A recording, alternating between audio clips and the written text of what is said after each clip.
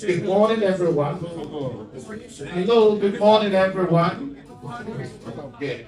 You are all welcome to the celebration of our dear brother, father, colleague, and an uncle who have just gone to be with their ancestors. And I was just telling someone right now that this is about a passing away, passing off. This is a celebration of life. He lived. He lived and made an impact. Therefore, he needs to celebrate. And so, on my program, is going to be very brief. So, if you are invited to speak, I will humbly ask you to make your speeches brief, precise, and concise. So we will have to be drawing your attention on the time, because we want to make sure that within the 13th hour, we should be able to finish and get off here to be able to do other things to help the function move on successfully. I hope all of us may. Yeah. Now, we wouldn't actually be here and pretend as if protocol is unnecessary. Protocols are very important because they keep the organogram working and running. So, I would first of all welcome our chairman to now give the opening remarks, and then now I can proceed. So, with my single honor, shall we welcome Mr. Should I say Vice President? Okay, our Vice President of the Ghana community, Mr. Kwame Emil, to come and speak. Oh wait, forgive me. Don't forgive me for not giving the title. Hello, everyone. Good morning to you all. It's a pleasure to welcome you here in the memorial service of our brother, father, uncle, Kojo, Dr. Kojo Ablode.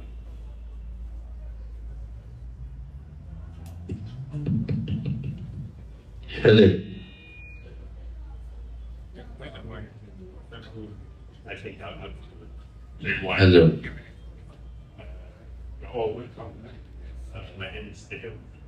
I'm the uncle of the Vice Chairman of the Ghana. It's a pleasure to have you all here. The memorial service of Ablode is a brother. We have who also from Ghana present later on at MC.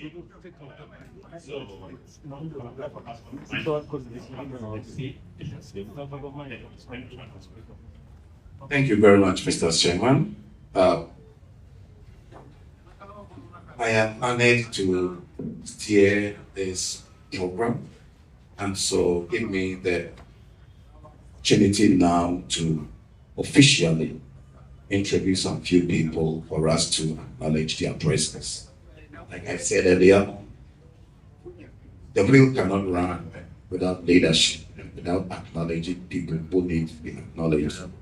So I would humbly have to start with our hosts, the Pan-African Fraternity, and we have our own elder, Salongo Sengoga Tamizal, is here. And he's also the very person who is trying to burn the incense to invoke the ancestors in our presence. So, Salongo, welcome. We have Professor Johnson, please, if he's here. Professor, please, welcome. And we have A.K. Adaba. Is he here? Welcome, sir. Then the administrative head himself, my own brother. Newton, are you also here? It's Newton. And thank you very much on behalf of the family for making sure that we have this menu for this day. We are grateful. Now, in Africa, your identity is your home. Your identity is your home. And that is why I, as an individual, I believe that we don't marry into churches and organizations. We marry into families.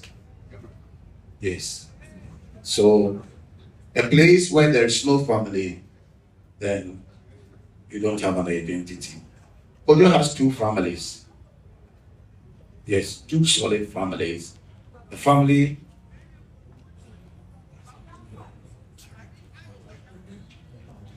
Kojo have two families. The immediate biological family, where he comes from, and then the family he belongs to as a way of the nation, which our father had just spoken to us. So, on this side, as you see, you can see that it's full of Ghanaians. Oh, yeah, They disgrace me before them. They think I'm lying. Then they know that you are family. So we have our brother left us with a very beautiful child. I don't want to say daughter because you asked me, what about the man? He had a child. And she's here with me. So I'll allow you to let her introduce herself. Good morning. Good morning. My name is Ablode. And he's a full child of Kojo. Thank you all for coming. Ablode, you're welcome. Even though you are still shedding tears, but you are celebrating a life that has given you life. And I'm grateful to God that you came all the way to be with us. Now, after introducing the family, which Ablode happens to be part of them, Kojo had another family, and that family is OWC. You guys are the one who made him proud. He walks around knowing that he has a weight behind him. And so, in my own single, Anna, please allow me to introduce to you, Honorable, please, in case I trip on the mentioning of the name, forgive me. Names are very unique when it comes to pronunciations. But we have Honorable Sarah Katalika. Is that right? Kataike. Thank you. And she works with Operation Wealth Creation. We have Freddie David, right? Good. We have Colonel Bamaina, right? Christopher Bamaina is here. Welcome, sir. Welcome. We have Honorable Rose Birunji, right? That one I only get it wrong. Madam Rose, welcome. And then we have Ambassador himself all the way here. Yes. Please, Ambassador John Muyambe, please. And your name was the last name I heard on that fateful Sunday evening before the Monday that he departed. That I am waiting for Ambassador to come and pick me so that we go. Ambassador, welcome. That one I remember clearly. Your name was the last name I heard, that you were the one coming to pick him for all you to go to Kachampansi. So welcome again. Now, at this point, like we rightly know, there are a lot of people that have to speak. So, thank you, Sir Longo. Thank you very much. Mr. Cameraman, can that be seen? Yep. It can be seen. Oh, okay. So, this back cloth, let me give you a little story about it. This is supposed to have been developed by the traditional home here to be a modern attire. And surprisingly, just like Africans have been brainwashed to believe that anything from Europe and from outside Africa is better than what we have made. This is the backcloth that should have been the official attire of the Ugandan tradition, and it's been relegated. I pray that it's revived again, so that we can go back to our roots. Our roots are very good. Now there are people who have to speak. So on behalf of the family, Douglas, welcome. Welcome. Thank you. Yes. So you and Akusha will speak on behalf of the family. So may I humbly welcome you guys to speak.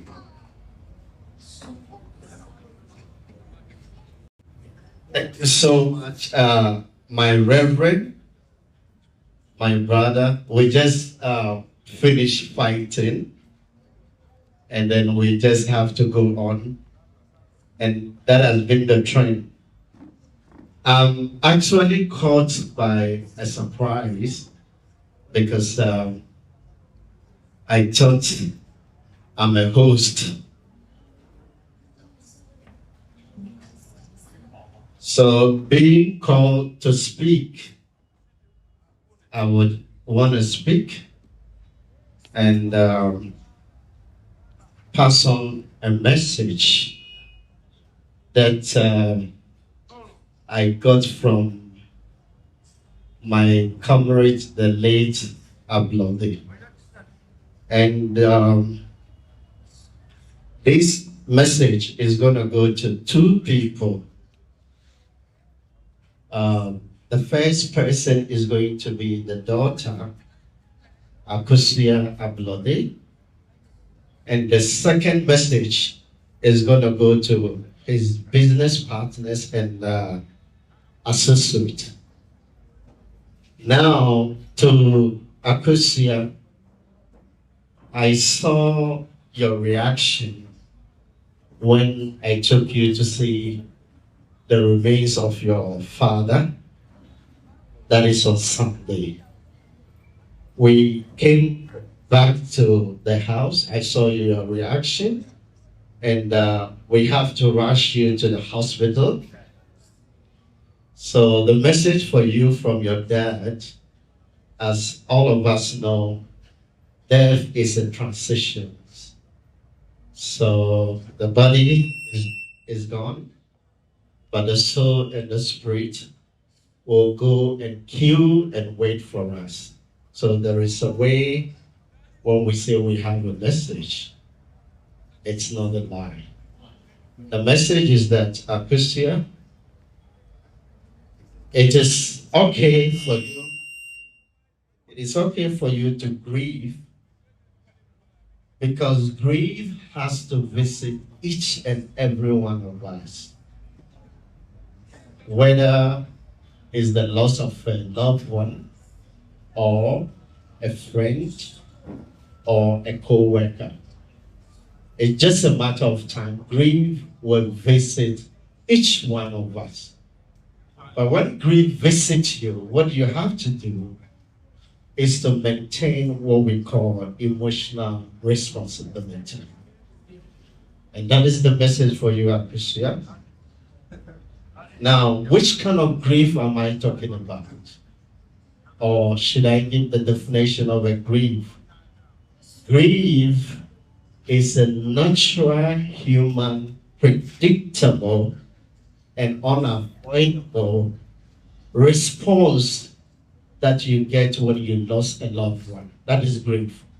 Or, I should put it rightly, grief is the evidence of how significant the relationship is.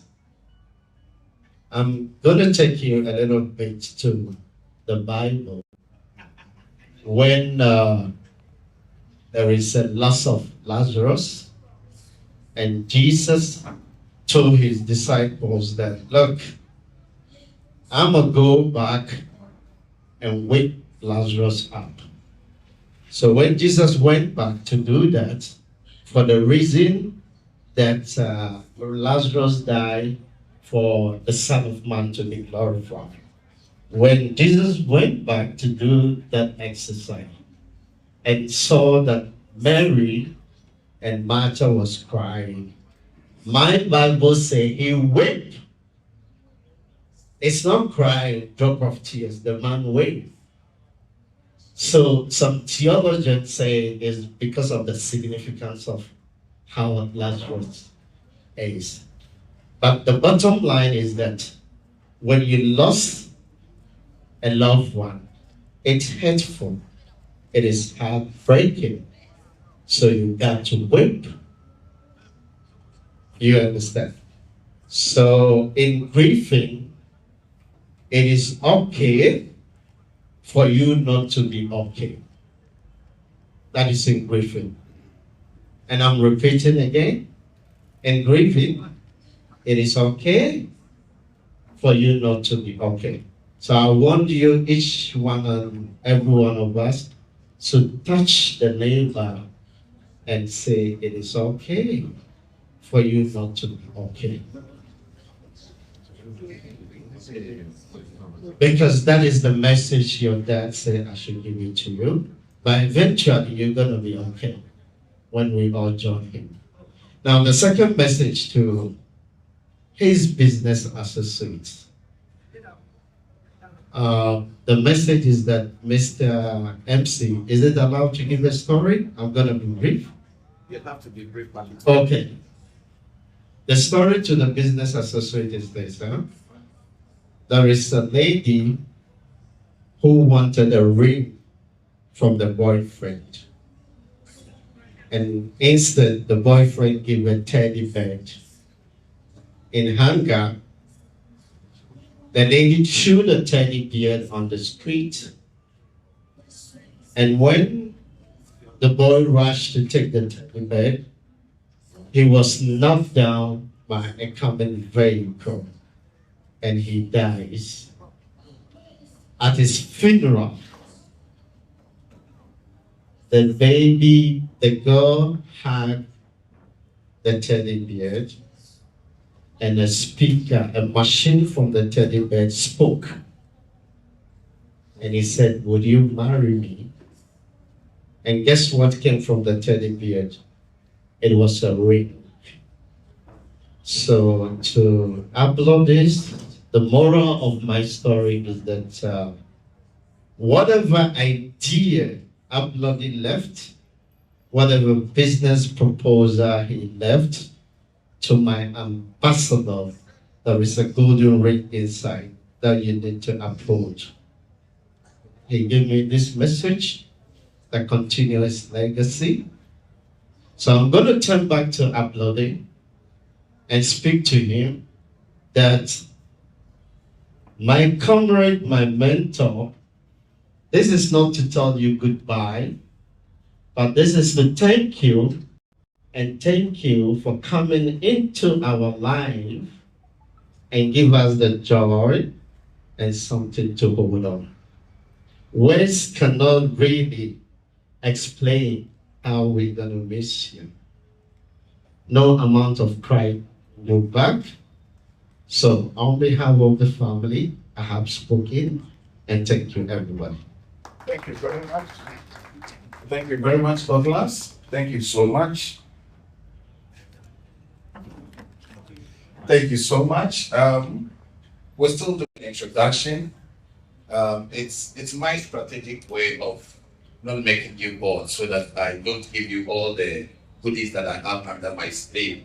We have the representative of the Ghana consulate over here, and it's in the name of Madam Mrs. Susan Odila. Have I mentioned it well? Yes. Yes. So this is the government of Ghana right here in our midst. Madam, welcome. And we also have our own, very own, but Kalinga, welcome. Please get up. Please welcome. Kojo may not have given birth to a son, but this is Kojo's son in Uganda. And I'm acknowledging him because of the service he gave this man, his father. Throughout the times that we've been mourning him, I've been with him, and a lot of things he keeps quoting from the father. He calls him a father. Papa Kojo. Is that not how you call him? Papa Kojo. That's how he calls him. Kalinda, welcome. So your sister is also right here. I'm sure after everything you can get in touch and get to enjoy yourself. Honorable, I think I still can go on. Should I still go on with you? Yes. I want a collaboration. That's what I'm asking. I should go on with you. Yes. Go on. So we have the Ghana Obira is not. It's coming. Okay, let me skip. I wanted the host to be the last to speak to us. Request to give us 2 slots for the reasons we Family. Okay, my boss have just signaled me, so it's done. Then if it is 2 slots, then let me do with OWC first. One first. But before I come to OWC, we have the cassava project here. Mr. George, are you here? Please let us see if you are here. The cassava project here. Please, you need to make sure that as you speak, you encourage us to do more Mogo projects.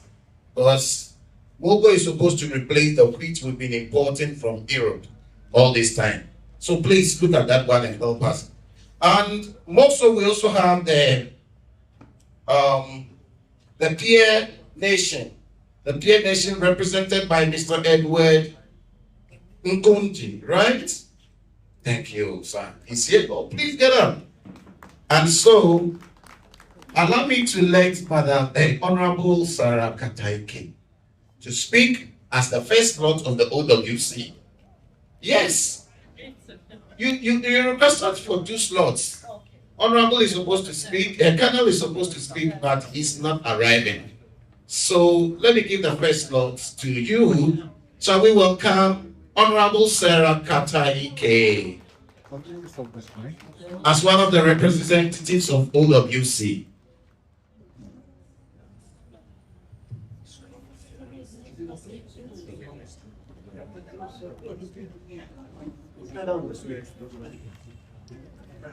the MC, our brothers and sisters from the Ghanaian community, the Pan-African family of fraternity, the first family of our brother, Dr. Ablode, my own friends from OWC. I'm sure our chief guest will take responsibility to introduce.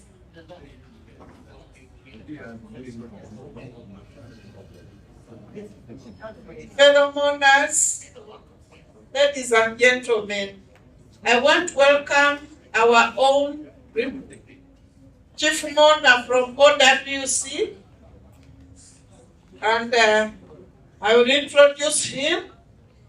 He is Colonel Victor Pera, who is going to represent the chief coordinator, General Salim Salim. But I'm just going to give a few remarks as it settles.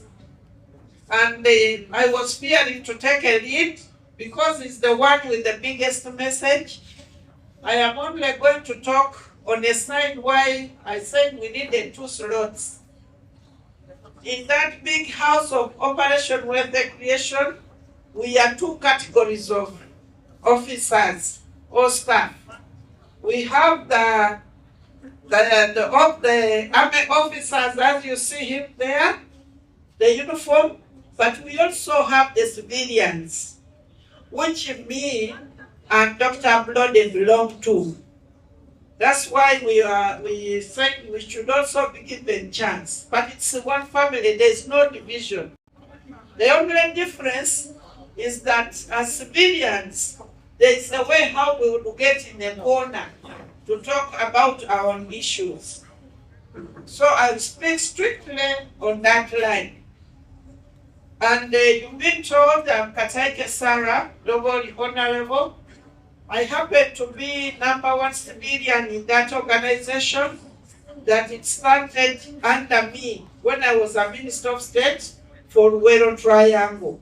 So that gives us a chance to be recognized as civilians. In fact, our boss keeps saying I was Commander #1. So whereas this operation is strictly for army, they put in a few civilians to give support. So we had that great opportunity. I will not waste time because we are advised to speak little, that Dr. Ablode joined us. He was brought in by one of our deputy chief coordinators called General Mina, first as a consultant, to give us specialized training and support. Then later, he was recruited as a director strategy. I've said I leave that to my boss, who will account for his employer. But for us as civilians, Dr. Ablode was always there to give us support and to mobilize us.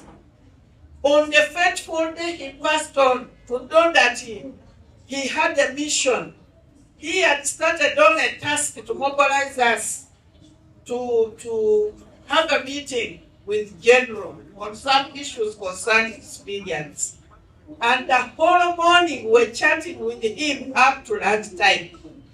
Even at lunchtime, one of our senior civilians, Honorable Kawakumba Masiko, also a former minister, served him lunch and they shared lunch. And that fateful day, he shared so many documents to us to help us even perform better. Surprisingly, after 30 minutes, we were told he was not well. After another few minutes, we were told he was dead.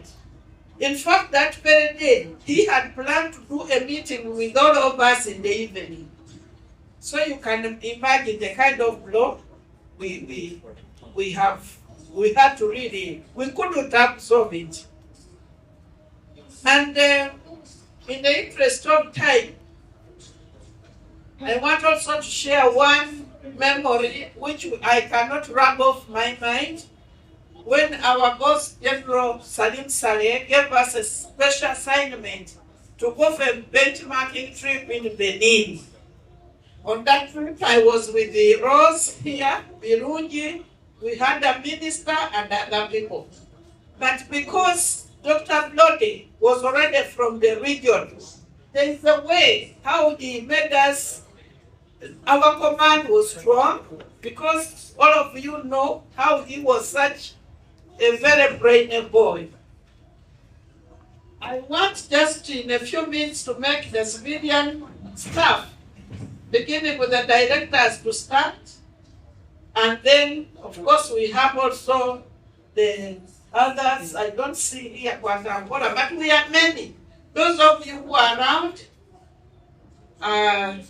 yes, a friend there is our head of intelligence. It's not the right person.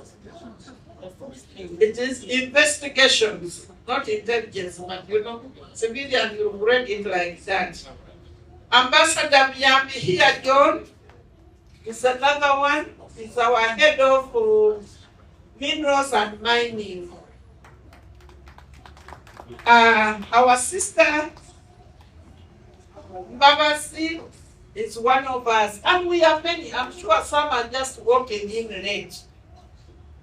We are here to celebrate. Thank you. Otherwise, I was going to say to mourn. No, we are not mourning. We are here to celebrate our hero.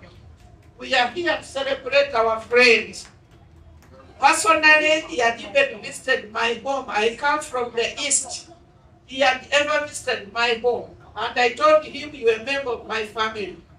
So, I'm sure those who are friendly will tell you that he had an auntie called Honorable Sarah. He was so close to us. He's so dear. Many generals, because even this program, we got it late.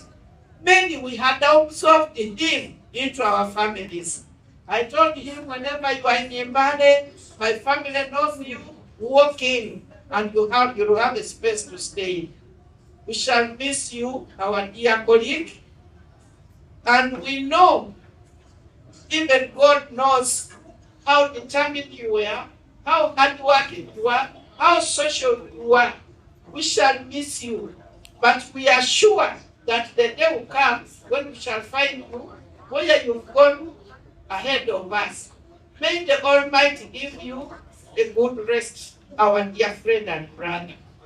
Thank you. We shall have our wreath, and at that time we shall lay. Thank you for giving me the chance to say something. Thank you, very honorable Sarah. Please, sorry, please. Thank you, thank you. I didn't address the daughter, but I'll say what. Thank you very much, Honorable. And thank you. We still have the chief guest here in our midst. And as the chief guest, he is the host, sort of the program. So he reminds me of the Ghanaian adage that says that when the elder bath, then the water is indeed finished. What it means is that the elders hold the final say of any function and any sitting. Honorable, welcome, and Colonel, welcome again. And you are the chief guest, so you'll be speaking the last. Once you speak, nobody speaks after you. Yours become the final statement that will be carried along. We have the representative of the Ghana Consulate here in the person of Mrs. Susan Odila. Shall we welcome her to speak on behalf of the Consulate?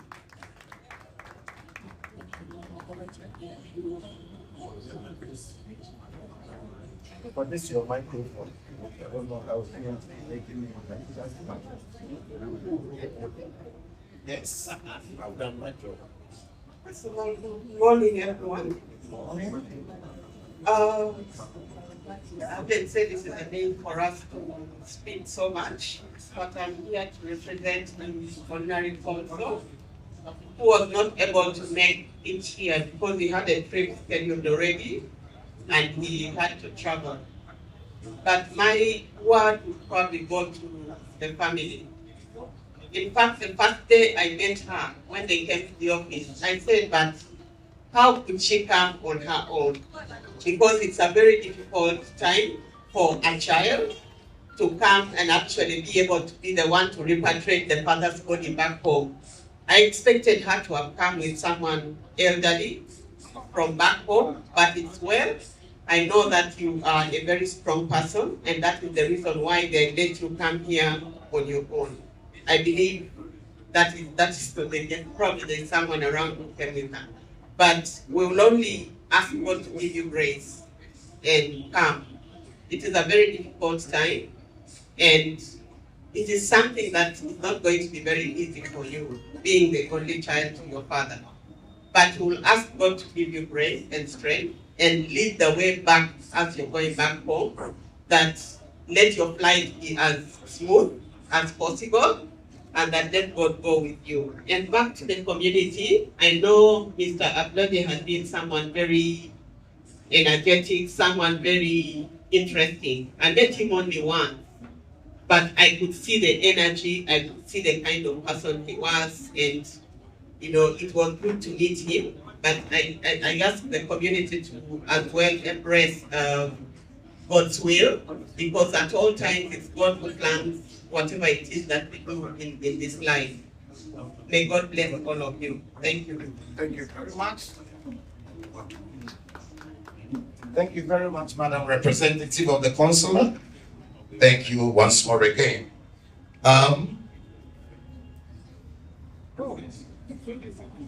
Please, in case I didn't mention your name, it's not because you are not here. It's because I have a long list with a short time. Therefore, I have to try to step on some of your toes to be able to see to the program running. We have the representative of the Cassava project here. Mr. George, are you ready to speak to us? Shall we welcome Mr. George?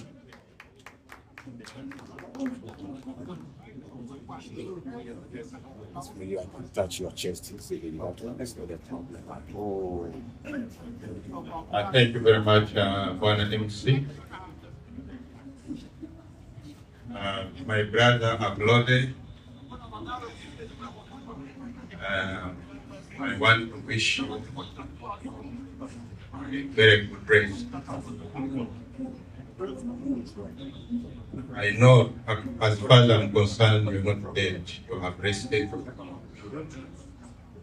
And you sow a seed in this country that's going to multiply a million times every year.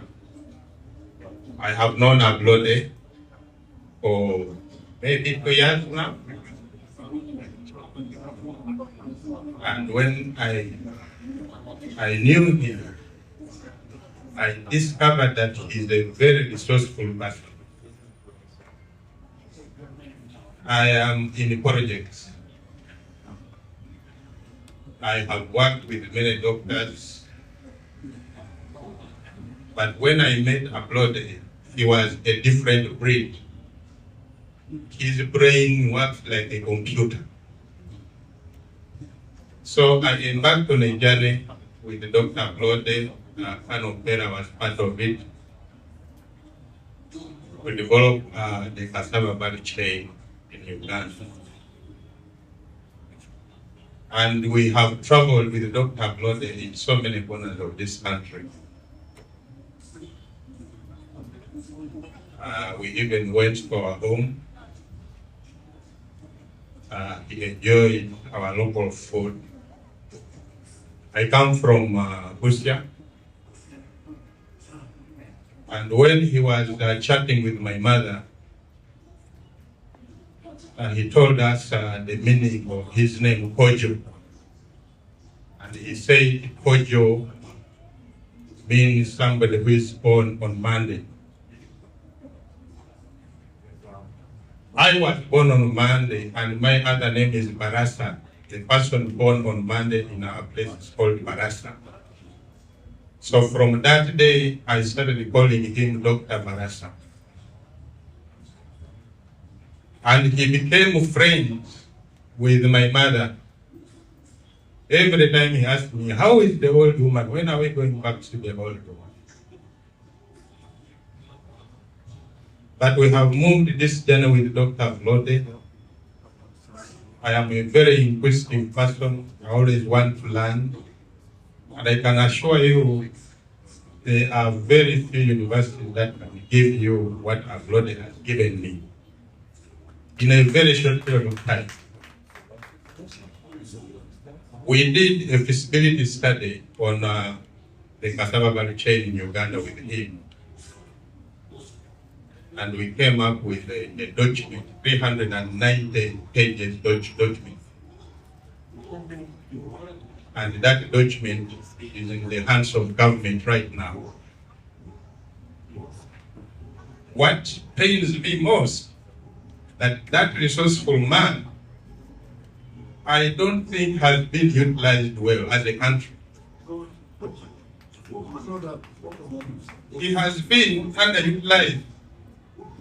And I can assure you, the things that used to tell me, so many things that used to tell me, there is one that stands up. And this one goes to government. We say Uganda, we are an agro-based economy. Agriculture is the backbone of our economy. And he used to tell me, how can you have agriculture as a backbone of your economy when the backbone is not even organized? You are still using, 95% of farmers are still using a hand hoe. And a hand hoe which is not even made in Uganda, but which is imported from China. How can you say you have an economy which is going to grow founded on agriculture and which agriculture is not yet organized? And he fought very hard to see that the mineral sector and the agriculture sector are organized, they become productive, there is value addition in the country, and the government, the economy starts realizing real value from its agriculture. And his signature project, as far as I'm concerned, his signature project was the cassava value chain project, which I am one of the directors. Dr. Ablode was our official consultant. It's very, very unfortunate that he has passed on before this project is implemented. At the end of this month, Dr. Ablode was going to defend the feasibility study.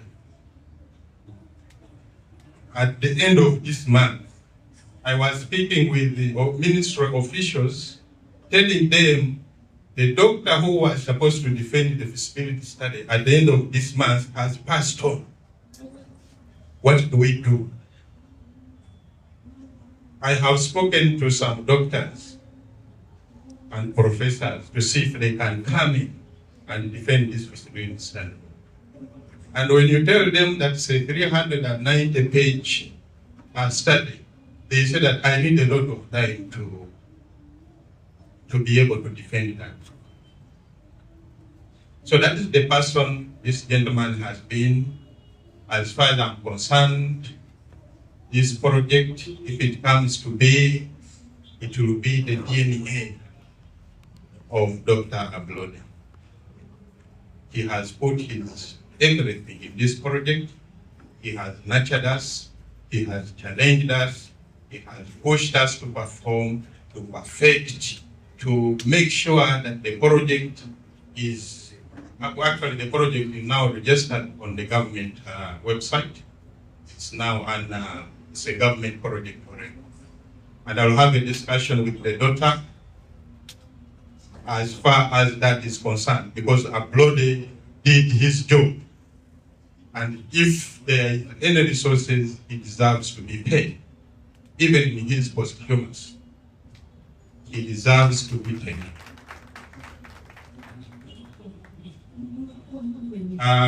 With me, I have a colleague, Dr. Dan Makosa.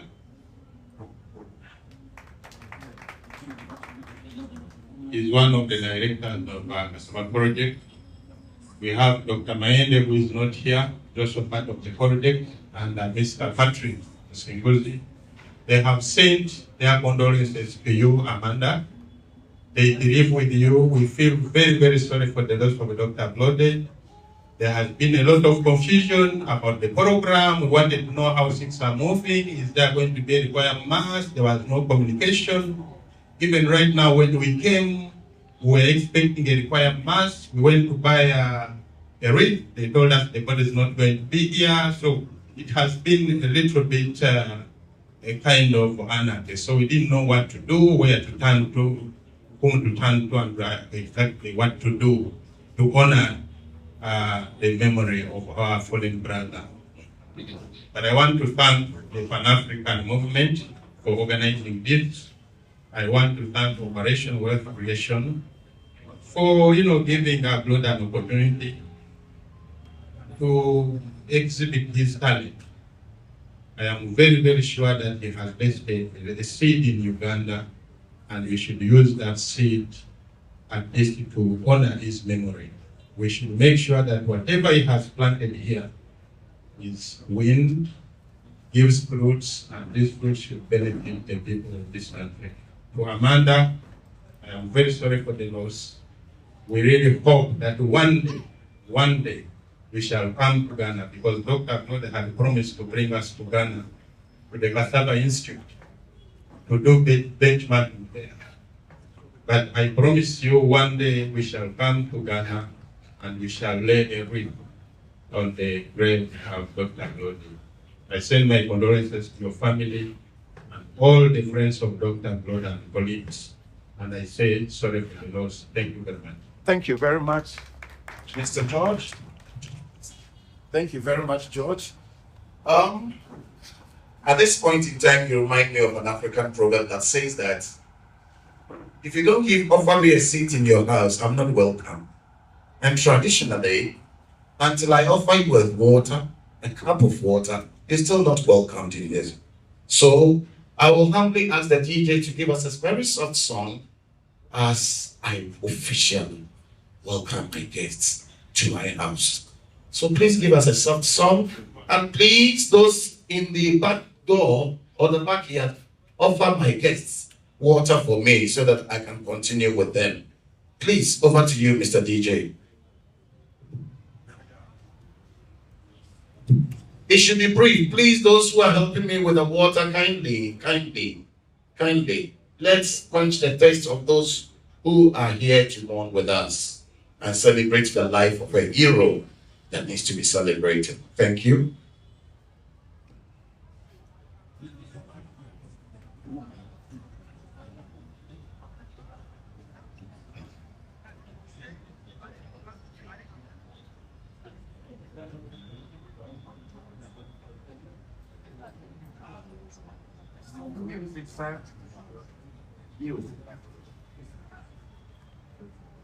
Right there.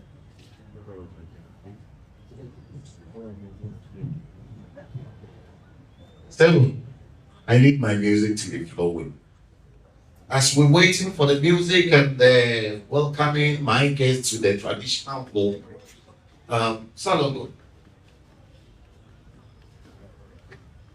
Olikayo. Wow. That one, don't you? That is how I can speak, so don't worry. But being the spiritual head of the Pan-African group, I would like you to say a word. I would like to begin with our Pan-African salute. We usually say Amandla, and the answer is away. Okay. Amandla. Amandla. Amandla.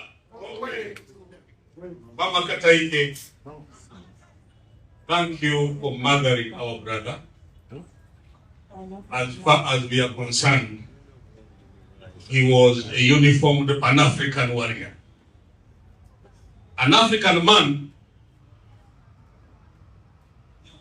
in the rite of passage, he must win a fighting contest, whether with spear or with a stick or hand wrestling.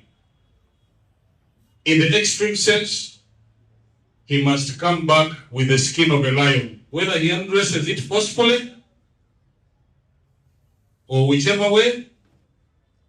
But I can assure you, Ablode has walked the Pan-African talk that we all praise him for. My name is Tamzade, the Grand Mentor of the Ubuntu Nation Initiative, which is a Pan-African group bringing together African royals, chiefs, elders, and professionals to speak the same language. And that same language is to speak for global African nationhood. Wherever an African is, they're a part of the great African nation. And that is what Ablode stood for. We last met about 45 days ago when I was on my way to Nairobi to attend a Pan-African event. And he told me, we are starting the sovereign state of Africa. We need to go beyond the lip service we give to our ideals. Let us go to Sierra Leone and declare the African nationhood. That was Ablode for you. And that is the man we have been working for. I am a chief and a clan elder in the Kingdom of Buganda. And I am a spiritual head also in the Kingdom of Buganda, responsible for the enthronement of all the elders you see. And also I play in back clothing the king when he is becoming a king. So, as Africans, there is a way we send off our people. And the way we send them off is one of the unifiers of all faiths. Every faith will go for the Kaban. The Catholic Church will go for it. Muslim will go for it. Whenever you go for it, I also hear it is one of the gifts that was brought when Jesus was born. So, those of you who have been uncomfortable with the smoke of the incense, I can assure you, this is how we make sure that those who we don't see that are supposed to send off Ablode, that is the vehicle they must drive to come and be a part of this. That is how we also make sure that the spirit of Ablode finds its spiritual family to go and rest in peace, instead of saying, Ablode, son of Nana Ablode, grandson of Odem II, great-grandson of Edem the First, and a great warrior of the African nation. I am here to share with you a moment to send him off the African way with incense. Let me just give you a crash course in how to use it. You get it. Say your prayer according to your own spiritual doctrine, and then take the smoke which will travel and reach to where these prayers are answered. Don't just pray for Ablode. Pray for Pan-Africanism. Pray for the work he has left undone. Pray for his family. Pray for our African nation. And pray for the Republic of Uganda, which are the trenches in which Ablode last served the African nation. I don't know what time it will be, but we are going to quietly pass around this incense. You hold it. When you get a chance to put it there, you will put it there. Even those that have the wreaths, you come, put your wreath, put your incense with your prayer. That is the African way of doing it. I am going to do it by making a small invocation. I will try to get back to English, but we usually say, Agulumizi Wenga, may the Most High be exalted. Atendelize Wenga, may the Most High be praised. Amawanga Gonna, all nations of the world, Gamusinzenga, to worship him, Monowe Yago, Wewaw. Wewaw. Ablode, we send you off and we welcome you back, because you came back in the footsteps of your ancestors. You restored that, and you have been an elder in your own right amongst us. So I send you off to come back soon. Agulumiziwenga, atendezewenga, amawanga gondaga msinzenga, munono zago, akabani kanutuka teleleko Ablode, Kojo, mutabani wanana Ablode, muzukulu wa Edem owokubiri, muzukulu wa Edem asoka. That is my DNA. This is why I do the speaking. My ancestral DNA goes with my prayer. Thank you very much. Thank you very much, Elder. Thank you very much. But please don't sit down. I thought Ablode should have been given a Buganda name. If not, then the Buganda kingdom has not accepted Ablode yet. Please, in the typical Soviet home, it's called Eden. Eden Ablode. Eden. So you give us the Buganda one. Is Ablode Omronde, the chosen. That is his name. So now you have the chosen in our midst. It's not yet there. He is just going to inform the ancestors of what needs to be done in the land of the living. Thank you very much, sir. Oh, thank you very much. Thank you so much.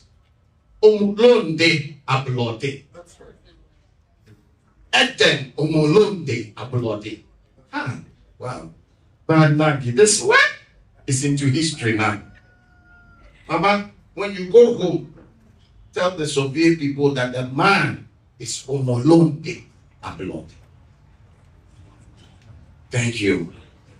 So at this point that I've welcomed you and made sure that the spiritual atmosphere is conducive for our celebration, could you still work with other people that we cannot openly neglect them?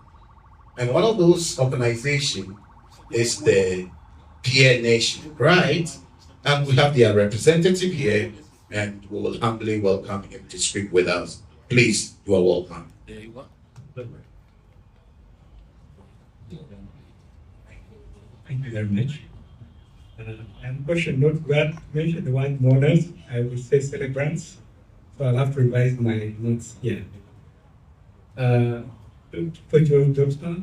Akose, representative from OWC, representative from Pan-African community, and fellow celebrants. I welcome you to this event, and I would like to share with you a few remarks. Basically, our experience in Kojo, for the time we have known him.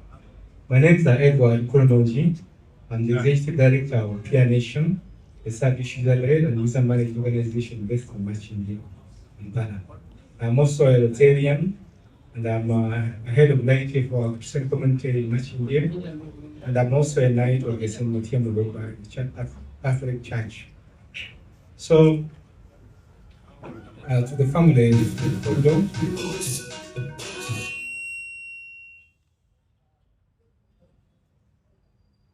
dear celebrants, Kojo send-off, we would like to share with you a few experiences we have had with Kojo for the time we have been with us. We have known Kojo for over 15 years, since 2010 when he joined us. I would like to recognize Bongo Buma Bongo Buma Tahiwa as the gentleman that introduced Kojo to us in our organization. We are running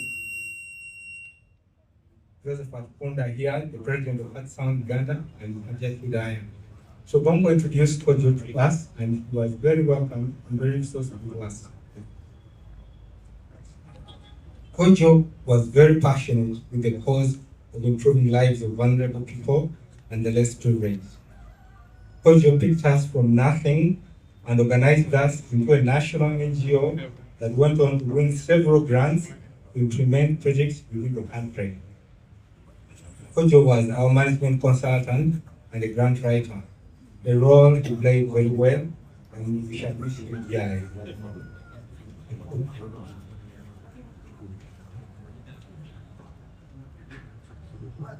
Kojo was a true Pan-Africanist and it's very well befitting to send him off in this place, the Pan-African Freedom Park.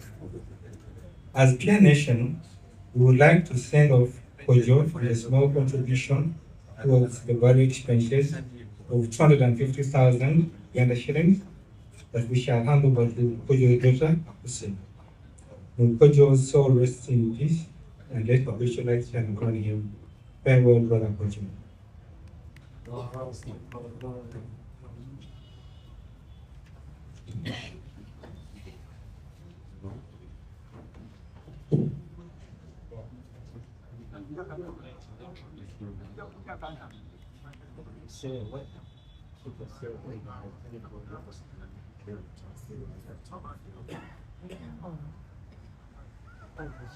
Thank you. That will be good.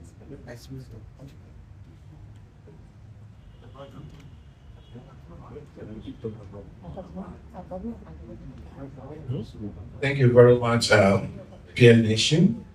I was having a little meeting in there.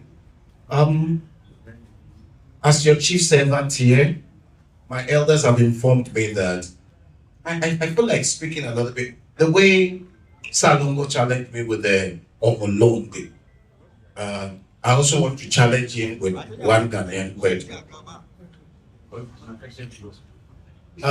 There is an adage in our language that says that when you see the grass as a drooling and it's greener, just know that it's somebody who did it. And possibly took an effort, took some other resources to do it. If you see our gathering here, people organized it and they really needed our support. So in case you came with anything, I'm going to announce the mobile number in case you don't have a physical donation, but you can do electronic donation.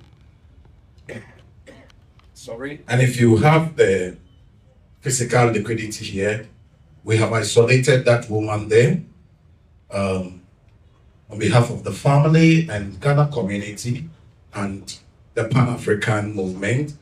You can humbly get to her and then she'll be able to help you out. So for those who want to do more, excuse me, I only have MTN.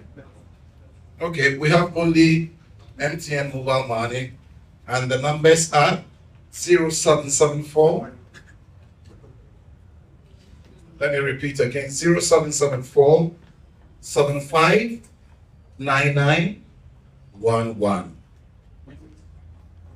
In the names of Michael Nimo, Nimoh, Michael Nimo, and it will go to the right and appropriate quarters, and it will be well accounted for to be able to give our Obolongi a farewell, because he has to buy water when he gets to the river of life in the ancestral world, so he can be able to pay his passage through. On that note, for those of you who have just come, we still want to welcome all of you to the celebration of Dr. Omolondi Eden Kojo Ablode. Once more again, you are welcome.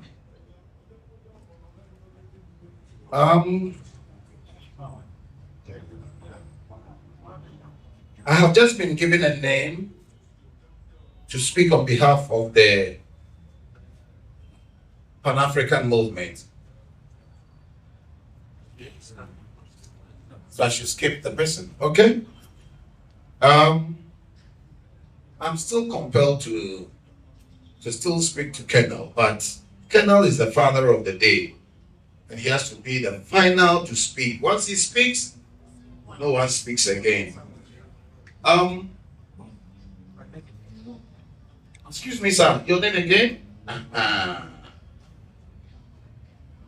Okay.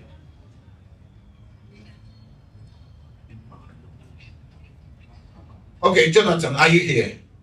We have Mr. Jonathan Oseku, right? Have I mentioned it right? Okay. Please, I will give you the opportunity as a business associate and a friend to say a word.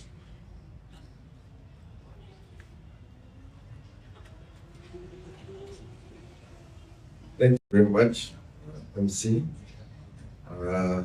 Entire Ghanaian community, Akosia, WC, all portable sound, dear friends who have joined us today. My name is Jonathan Sebu. I met Kojo Ablode in 2009. I'm pleased to say, I think I'm one of his oldest Ugandan friends. When he just come to Uganda, I was chanced that we lived next to each other. We were like neighbors. I've known him since then. We've done a lot of work together. We have a company we had together called Corporate Africa. Some of you may have heard about it. And I will not say much, but I wrote down some things to say, because I have a lot to say about Kojo. We learned so much from each other, and I'll just read it up.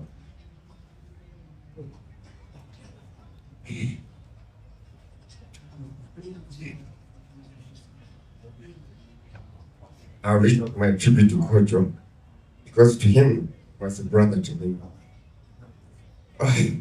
On Monday, 8 September 2025 in Hoima, we lost not just a friend, but a brother, a mentor, a true son of Africa, Kojo Ablode.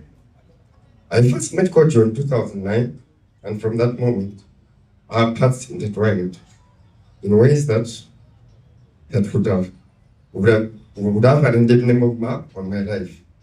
Together, we embarked on several projects, and in each one, Kojo's brilliance, humanity, and unwavering commitment to humanity shone through.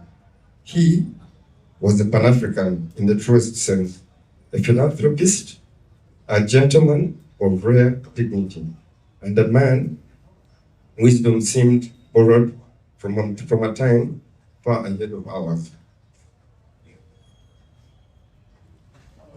Kojo's impact was profound. He inspired leaders with his foresight, trained professionals who were much older than himself, and walked amongst communities to teach them practical ways of breaking the chains of poverty. His teachings were not mere theories. They were lifelines, empowering many to see a better tomorrow. He lived not for himself, but for others. And in so doing, he transformed countless lives. Beyond his public work, Kojo was a genuine friend. He knew my children and loved them as his own. His presence in my family's life was a blessing that words can hardly capture. For me, he was more than a companion. He was my brother. He would often say, the sky is our springboard. And today, I reflect on his passing. I see him soaring above the skies, just as he envisioned. We shared a bond that was both unique and profound. In his own words, he was the game master, and I was master of the game. Together we laughed, dreamed, and worked to make the world a better place. His spirit of playfulness, coupled with his extraordinary wisdom, made him unforgettable. Kojo Ablode wanted nothing more than to change the world for the better, and he did. Though his physical presence is gone, his legacy of love, wisdom, and service will endure in the lives he touched, in the communities he uplifted, and the hearts of all who knew him. Rest well, my brother, my friend, my master. Your journey here may be complete, but your spirit continues to soar, guiding us towards the better world from now. Thank you very much. Thank you very much, my brother. Thank you so much. Please, I said earlier that we are not grieving, we are not mourning. Please, I'm not going to inhibit anyone to do anything. But if you feel like there's what we call in psychology, separation anxiety. If you feel that anxiousness of that separation and it has to be expressed in tears, feel free. If it has to be expressed in laughter, any way, anyhow that you can express, such that you can be able to give him a very defeating father of the day, speaks for us, and we are done for the day. So, Prof, hold your gun and stay put for me against your back. Thank you. Kojo stayed with people in the house, and some of them would like to speak. And so, with the sole honor as the MC of the day, let me now welcome Mr. Moses to speak on behalf of the colleagues and tenants at the house.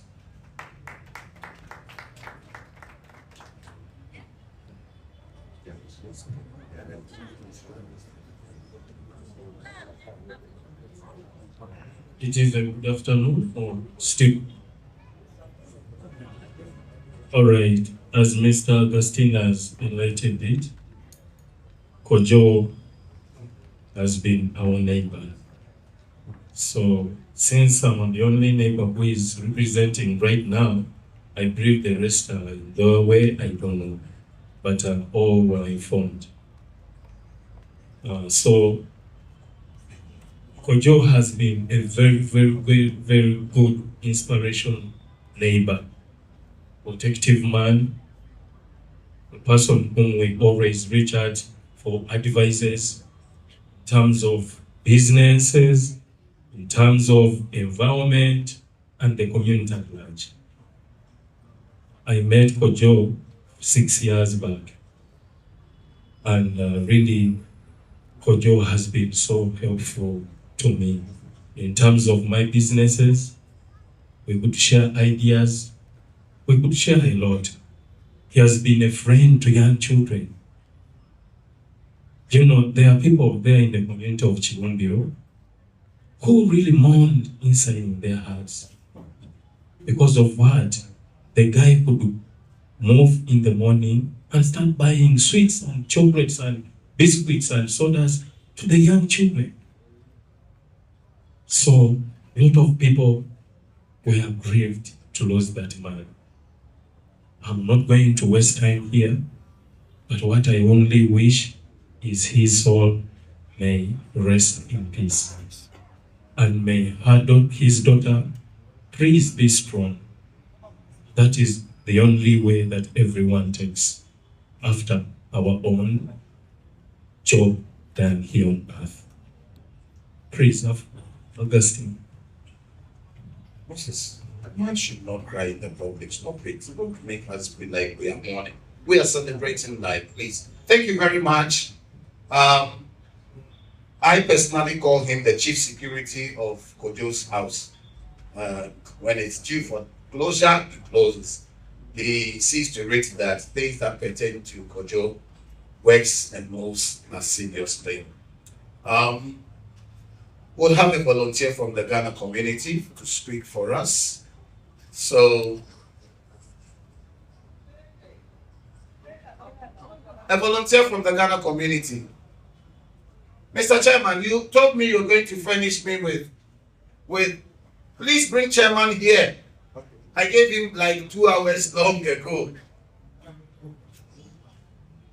Some people are not looking at me. It's better you look at me. I'm the class teacher at this point. You better look at me. If you try to dodge me, I'll call you. Thank you very much for hinting me. Is that the very person you want him to speak? Kwame? Kwame? Please, your name has been mentioned here. So let's give you, or you want to go, we want you to go to the dark place. Yes. I should pass it on to the dark place. Okay, Mr. Dapa, come and help him to speak to us on behalf of the Ghana community. Let's welcome them. The representatives of the Ghana community. Please come, please. Mr. Dapa, please join him and let's.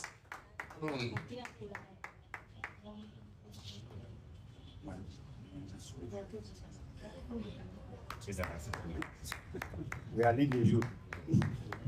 You were sold out.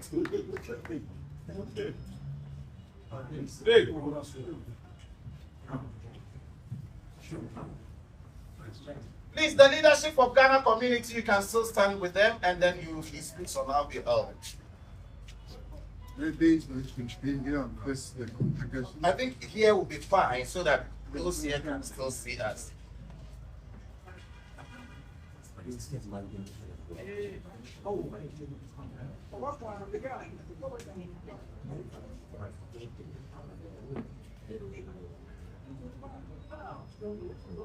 Okay, my name is Desmond Tete. I'm just going to introduce everybody first. We have David Ele Dakwa, Abdul Wahab Kama, Emil Kwame Ambofo, Christina Dakwa, Yusuf Manuel Ablode, Reverend Augustine Kojo here. All right. I came to Uganda, 2013. The first time I met Ablode was through a friend, Ofi. Apparently, they were going on a project, and then Ablode wanted to know the new Ghanaian who was in town then. So I spoke to him, and then after that, I think a week later, we met personally. And gosh, I was really impressed with Ablode. His intellect, his social capability. So immediately I took him home. The next day, we met my family. My wife was also very fond of him. And then the kids, Ablode loved kids. Okay, fast forward. Anytime I call Ablode, I live in Entebbe, but then we communicate very much. The first thing we ask, how is your wife doing? How are the kids? How are they doing in school? In short, Ablode was a very sociable person who loves to know you in details, wants to know the very little bits of your life, not just about you and then the family at large. For the Ghanaian community, he's been a very influential member, full of ideas. He's not the type that you invite into ceremonies and he will keep quiet. He's got a lot of ideas he will share with us. And then I'll say he's really shaped the Ghanaian community to what it has become now. It's rather unfortunate we've lost a brother. But then, as we always say, God knows best. And then I have been very touched with the extent of his influence, not only in the Ghanaian community, even here in Uganda, OWC, Cassava Project, and then the likes. It makes me feel very proud to have been in contact with him, and then to know that a Ghanaian has been very influential in this land. Thank you very much for honoring this memorial service, for coming around to celebrate with our brother. And then to his daughter, unfortunately, this is my first time meeting you, but I can say you're a very strong lady. And may God continue to give you that strength. And then rest assured, we are here to support you in every step of the way. Thank you very much.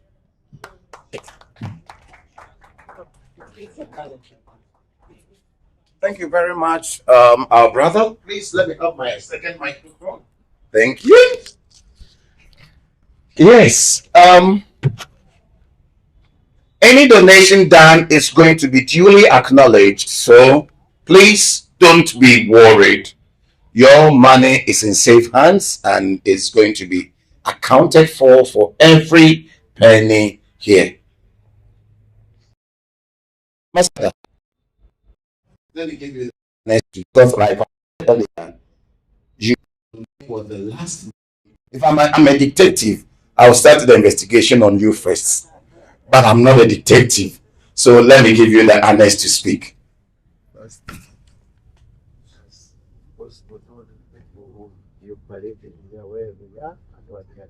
Okay. So you speak, then I'll do that for you. I'll do that for you.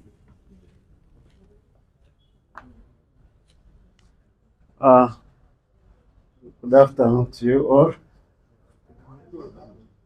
Thank you, Master of Ceremony, our chief guest, our directors,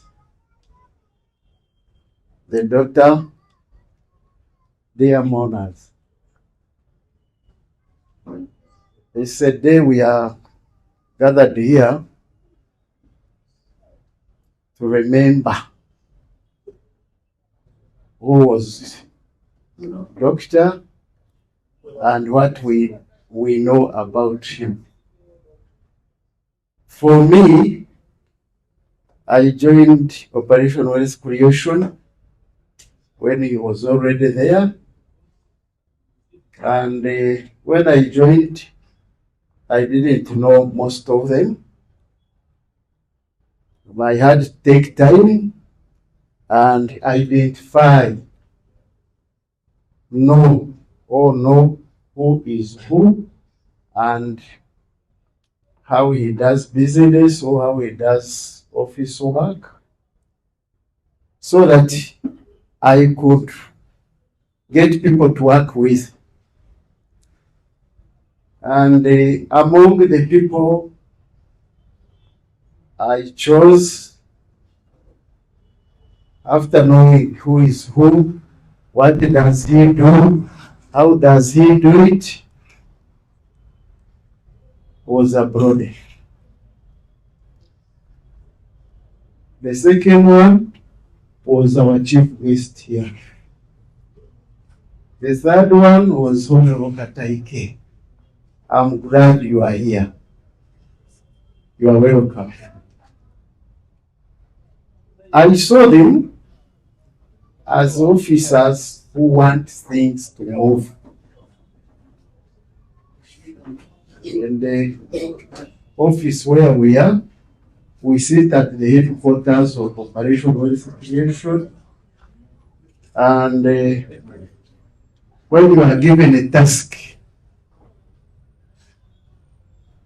most of some officers move slowly.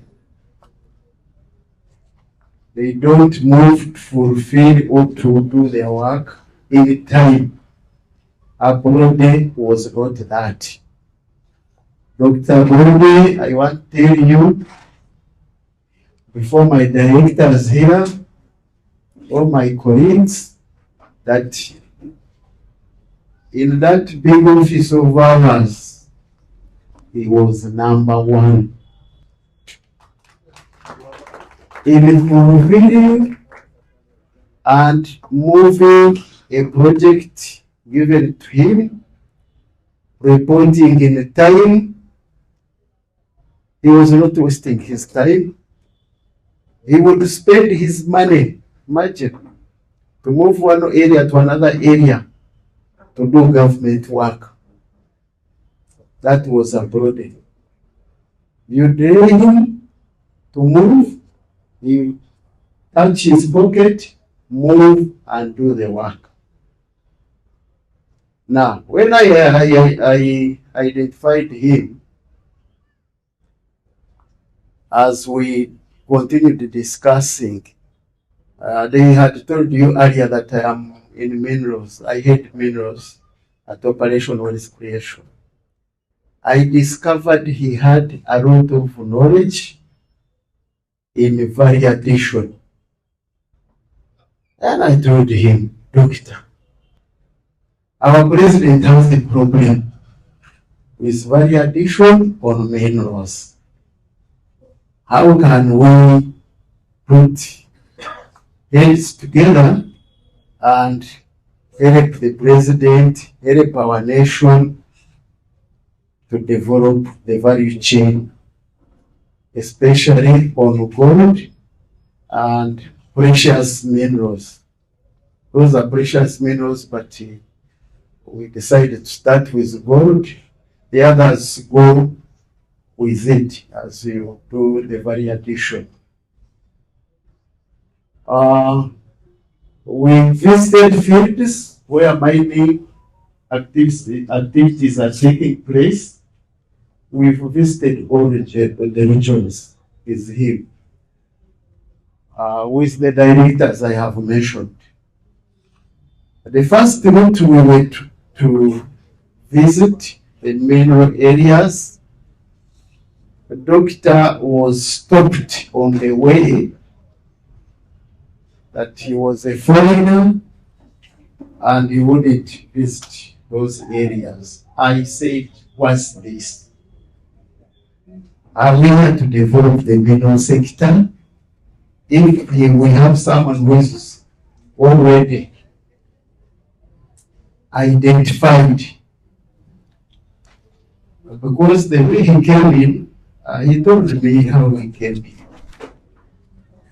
He was somewhere in a workshop.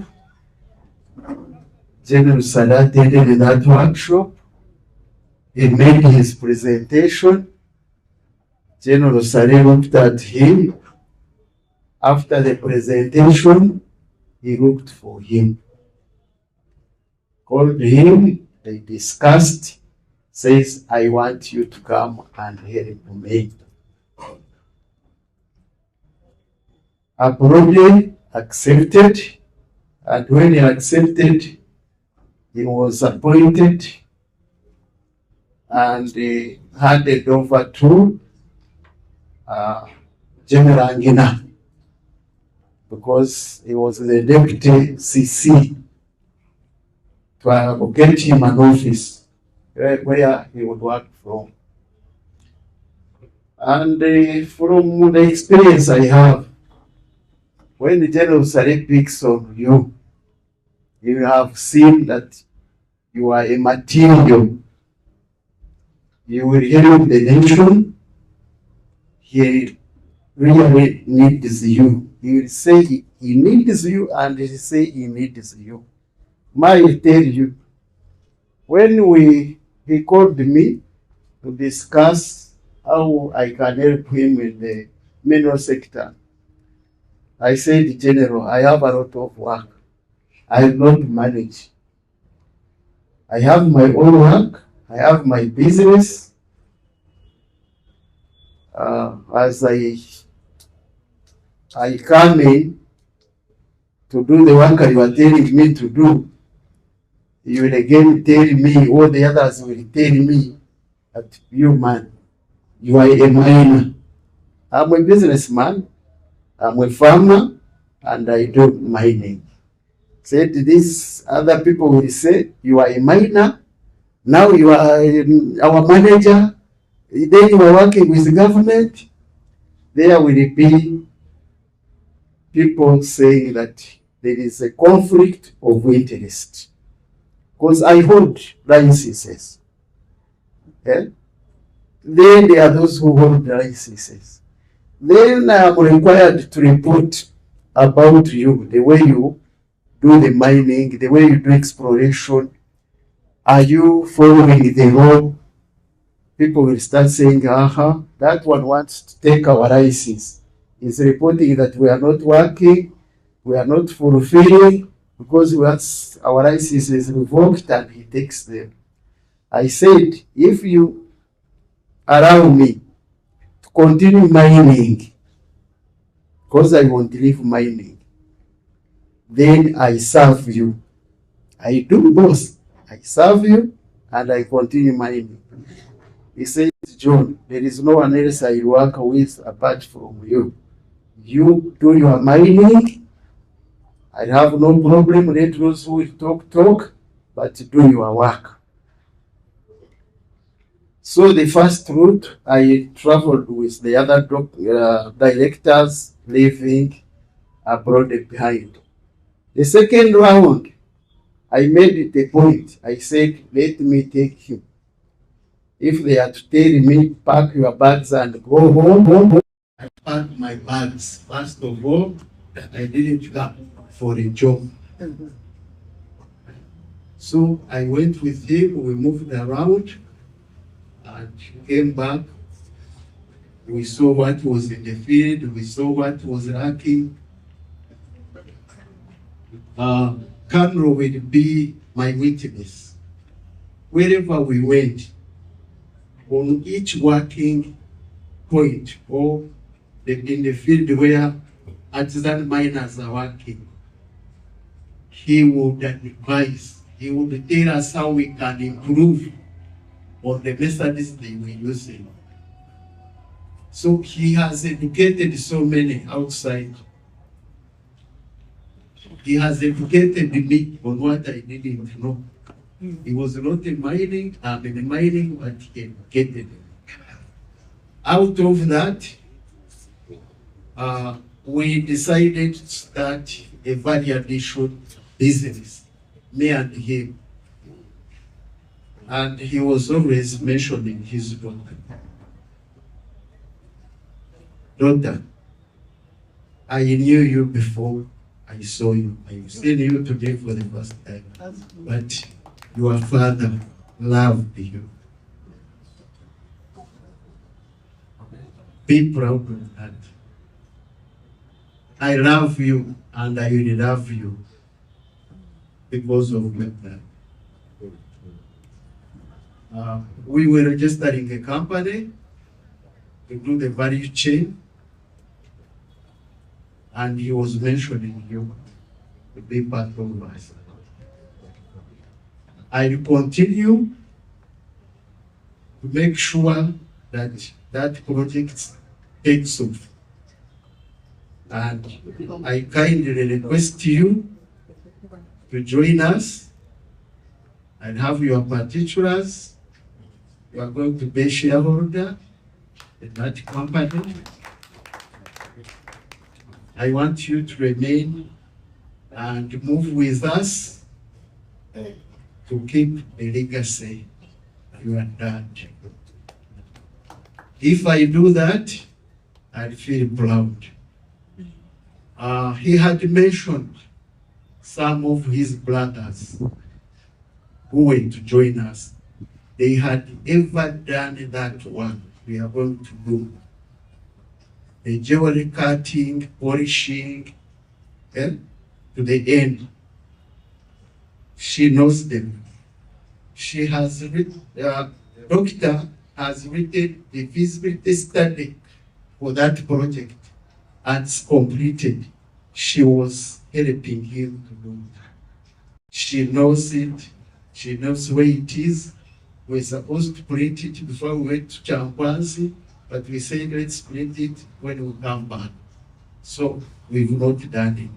So it's God who planned for it, but I hope the study is there. It's done, completed. So soon we shall have it printed and it will go to where it was supposed to go. Now, on the day we went to Champanzi, he has been a friend. He has come home several times. We've discussed to reach the feasibility, the completion of the feasibility study. We were always together, discussing and writing. The other study he did was the cassava. I am glad to meet you, sir. I handled that project. You were going to starch. I have heard he has pushed it to the level where you have been awarded or given money to run that project. It's in billions. It's somewhere.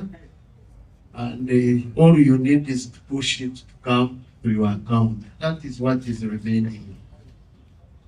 For me, dear doctor, the project we are doing, I have already spoken to the State House, because it is to involve skilling of our youth, and State House has promised they will assist us as we move on that project.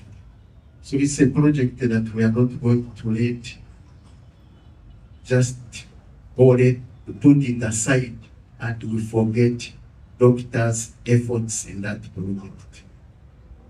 On the day we went to Champanzi, I tried to pick him, by the way. We were supposed to go by midday. But I had to check myself if I go to Champanzi. And I had taken samples, results were not yet out. So I delayed a bit to have the samples. The results come out and the doctor gives me some drugs to go with, which made me pay. It happened, but I got the drugs. Now, when I picked him, we moved, because toward the age. We reached Champanzi at around midnight. Everyone was given a room. He slept in a room next to mine. We found they had arranged, but I don't know how it happened. That it was in the same block, a room next to mine. Okay? In the morning, I greeted him. He was okay. We moved together to go for breakfast. He had breakfast. He was okay. We now went to eat. After the presentation, we went for break tea. He was seated third to me. Third. we went for breakfast. After that, we went for lunch. During the lunch time, I stayed on another table, was on another table. But going back, I didn't see him. We sat, I didn't see him. I said, what's wrong? Look, there's someone who didn't delay on anything. I said, what has happened?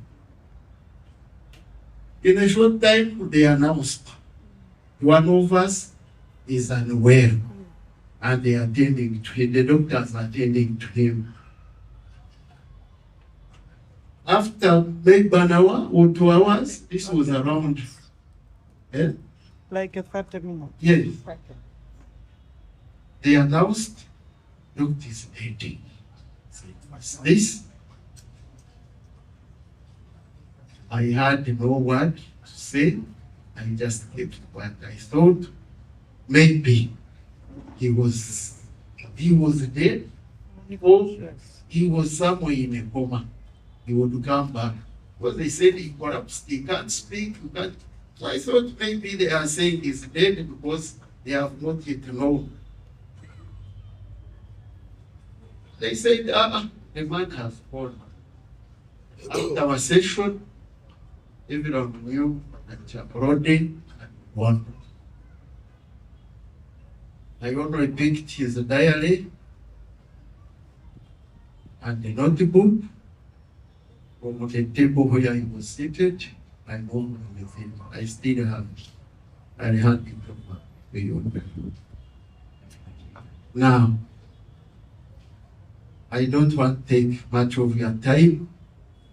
I know that the daughter, as I have said, doesn't live in Uganda. I am told she doesn't live also in Ghana. I shall know, or I will know where she lives. I want to beg you. I told you, you will be one of my family members. I want to beg you to accept. Whenever you are here, please leave the hotel business and come and stay with us. And while you are here, I'll take care of you. I know you don't have Uganda shillings. I'd have paid you the shillings you want in case you want Uganda. Here you go now. On the day, I don't know whether Kano has the day when we shall be traveling, those who will be traveling with the body back home. I'll make sure whether I am on the list of the officers that will go and paid by the government or not, I'll come. That's a father speaking. I want to come. I want to know Ablode's home. I want to know the relatives. So with that, I pray that God gives Ablode the best rest area where he's wanted, or where he is now. He's no longer with us. So let him rest in peace. Thank you. Thank you very much, Ambassador. Thank you so much. And God bless you for being the father, not just the father by word, but by action. Because you're not like me. Now you're not like me. If you need shillings, just tell me. I will eat Ambassador. We will wire. Ambassador, we will wire. Is that not true? C'est bon. I said it. Okay. Akwesik, where you please, we acknowledge your receipt of your Momo. Michael Ose, Kofi, we acknowledge your receipt of the Momo. Moses Mugisha, please. If you are here, we acknowledge receipt of your Momo.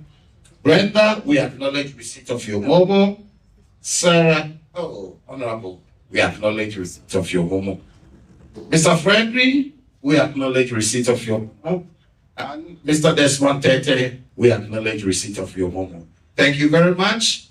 Please keep the donation flowing, because this grass that is drilling is actually dressed by someone, and the farmer needs to be happy that he's drilling our grass. In case you are here and you have not signed the condolence book, please, this is the only way we'll know that you were here, and we can acknowledge your presence and your presence. Thank you very much. We have Apostle Okobano here from the Church of Pentecost. Yes. And Salongo just prompted me that the incense that he gave you, it's not, we don't have a specific time for it. After doing all that you have to do, you can randomly walk to the fire and drop them in. So if you're still holding on to the incense, when the smoke goes down, please don't hesitate to drop yours and let the wishes leave our home. At this point, I have my brother here, A.K. Adaba. Please, kindly, let's have you speak to us. Thank you very much. Yes, I'm really honored to be given the opportunity to speak on this occasion. I think I can relate with Amanda. Yes, I think I can relate with you, Amanda. Oh, appropriate. Yes, I recently lost my father, then my kid brother, then my young sister's husband. So I understand grief right now. I know where you are. I want to assure you, the pain will never go away, but you will get stronger and you will learn how to live with it. Fortunately, your father was the type of man who builds families. So he has built for you a new family in Uganda. And I must reiterate, when I thought of his daughter, I always thought it was a girl.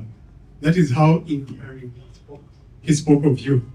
So I'm glad to see that you're what he would leave behind. I'm not surprised at all. I met Ablode through Bongo, not surprisingly. I was given an assignment to do. I started a journey, a solo journey, on which Salongo spent years. I insisted on going home. Of course, I'm not the type to spend nights in people's houses. But we talked a lot, and I'm very happy to hear that a lot of the things that we talked about, whether it would be on the cassava project or on the gold, I think one of the things I was angry about when it came to our minerals, especially gold, is that we have failed to make it our product. We're always thinking, exporting it and putting it in Swiss accounts and things like that. So I reminded him that traditionally, when people were getting married or when they were going to visit kings, they went with gold rings. Not the type on your finger, rings like the size of your bangle. And I don't want to go into the details of what we discussed, but he at the end of the day, I think Bongo remembers this is my witness. He said, why can't you come and join us at Operation Wealth Creation? I think we can make use of a person like you. And I told him, thank you very much for thinking so highly of me, but I'm not the type to work in institutions. I will find a lot of difficulty reporting to superiors or meeting deadlines. Something that he didn't have a hard time doing was he was tireless. Every minute of his day, he was working on something. I remember he asked me, but why are you working on many things? And I said, how can you ask me such a question? I am going through your computer. I see what you're doing. I spend time with you in your home. I see the phone calls as you're going through them. And he laughed, and that cemented our friendship. He always used to try and get me to pitch in on various projects, whether it was, I think on the cassava project, I was insisting on him developing value addition units. It's a small concept that I think would help with even PDM projects. I don't know if it was integrated. I'll take some time to talk to him and hear what he thinks of it. But I'm extremely delighted to hear that every single one of the projects that we're talking about have moved forward. And this is the reason why I'm happy. His vision was not to make money. Amanda, yes, his vision was not to make money. And as you people here were talking about mass and commemoration, his thing was Africa, and not the abstract Africa.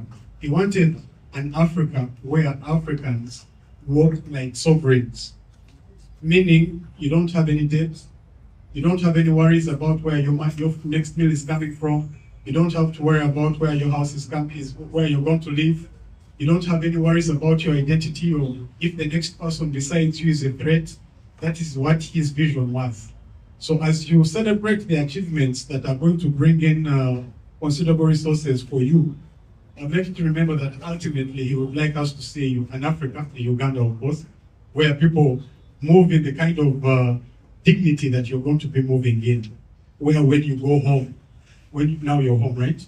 Your father is going to say, my daughter, I'm taking care of you. This should be the case for every African girl. That's the Uganda, that's the Africa that you talked about, that we talked about anyway. I'm extremely honored to see that people have turned up in such large numbers.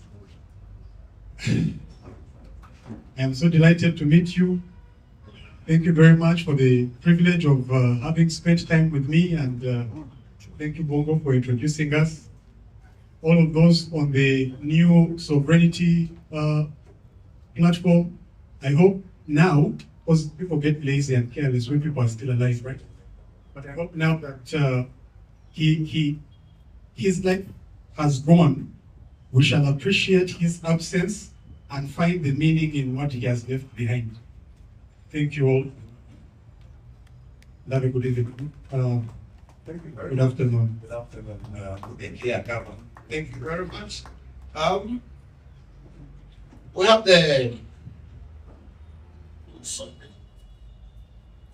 I have the tourism specialist, Roger Uwa, right? Yeah, corporate Africa is here in this special. Roger, please get up, let us see. Yeah, that's for corporate Africa. We have the Jenga Taifa group. Please, if you are here, please all of you get up for us. The Jenga Taifa. Please, let's acknowledge and also here. And this lady has been a very comfortable arranging the chairs so that the guests can have a place. Now, as I introduce the Jenga Taifa, kindly let's welcome Lenya to speak to us on behalf of the Jenga Taifa. Kojo has a lot of portfolio. He has this big portfolio that has a variety of everything. He's a poly-type person, not a mono-type person. Put him in the tourism industry, he functions. Put him in the processing and the industrial sector, he functions. No wonder. Ambassador, he said he's a director of strategic development, right? Yeah. Thank you. He indeed is a strategic man. So Jenga is one of the organizations that he has also helped, and they would like to have a word with us. Thank you. Colleagues in the Pan-African Movement Fraternity, my name is Shopi Menya Godfrey Michael. I work with Jenga Taifa as the Director Strategy and Project Development. We were saddened by the death of our own, the Pan-Africans, who at least has had touch in the lives of Pan-African movements all over the world. We are truly saddened as a family because I, as a student of Pan-African movement and as once a lecturer under the patronage of General Elite Mwine, when we were delivering Pan-Africanism at universities, we really thought that this is an audacious moment for us in Uganda and Africa at large to celebrate the life of our own Pan-Africans. We, as you notice in this building, fathers named Nkrumah Hall, a place where we recognized Dr. Sergei for Nkrumah. And it has been on our hearts. It has been on our hearts that if we can have Africans of the like Dr. Kojo, indeed this world would be a better place. So, comrades, celebrants, as we celebrate the life of the passing of our own, we as Jenga Taifa, a community of ex-servicemen and women that once served in the military, the police, prisons, auxiliary forces, and indeed development activists, we feel saddened and sorry for this passing on. The place he passed on is an ideal and an icon place where we are supposed to transform ideas. And indeed, we are sorry, but we have to remain strong, as our elders have rightly put it. So we in the family of Jenga Taifa will continue to emulate his passion, his strategic vision for Africa and for Uganda, since Uganda is transiting from peasantry to middle income status. We hope to you all that have come to celebrate the life of our own, let's continue burning as the essence we witness in African way. We wish you a great recommitment, not just because he has passed on, but to recommit yet again and leave a legacy where we shall defend and resist the axis of evil that has been committed to Africans all over the world, within Africa and in the diaspora. Thank you for listening to us. Thank you very much, Mr. Menya. Thank you so much. Speaking on behalf of the Jenga Taifa organization, please allow me to recognize the receipt of the contribution of Colonel Christopher Bamanya. Have I mentioned right? Thank you very much. We acknowledge receipt of Cassava Project contribution as well. And we acknowledge receipt of Nuriat. Have I mentioned the name? Is it Nuriat? Nuriat. Is it S or R? S is what came. So, okay, Nuriat. So if I've mentioned it wrongly, we're just acknowledging that whatever you're saying have gone to the right place. Thank you very much. For those of us who have just come in case you want to do a mobile contribution, we have 0774 75 9911 in the names of Michael Nemo. Let me repeat myself. In those of us here who want to do donation, we have the Momo number 0774 75 9911. You can do that in the name of Michael Nemo. I have my final two speeches before the father of the house, the father of the occasion, speaks and dispatch us home finally. Therefore, Doreen, are you ready? Are you sure? Doreen, I'm giving you 10 seconds only. Don't go beyond that. This is an order from me, from the chief. Good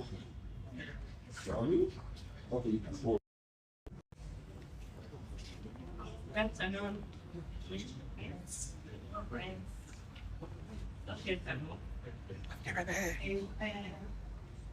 I want to thank you all for coming. My name is Mother Story. I met Kojo in 2014. We are around now. Yeah, Kojo was a father. He was a mentor. He wanted the best for everyone. He sacrificed a lot. And most of you know me as this here. But This is one person, like, whenever there was an opportunity, he was like, no, really need to show up. I want you to learn this. And we usually had fights. I was like, we need the money. Why is it that, you know, whenever we go, it's like, no, it's not about money. Then I'm like, no, I'm no longer your PA. I want to be your treasurer. I want to be in charge of finances. I will build these people. But he was like, it's all about sacrifice. I want to see this world greater. I want to see this nation better. We have lost an asset. We have lost. You know, I think it's so rare for you to hear a man has been mentoring a woman. But I've moved with him. And I thank you so much, Ambassador, for being a wonderful friend. I want to acknowledge a few people. Douglas, please stand up. People really need to see you. There are people who have loved Ablode in life and death. And I'm sorry if I don't ask you to stand up.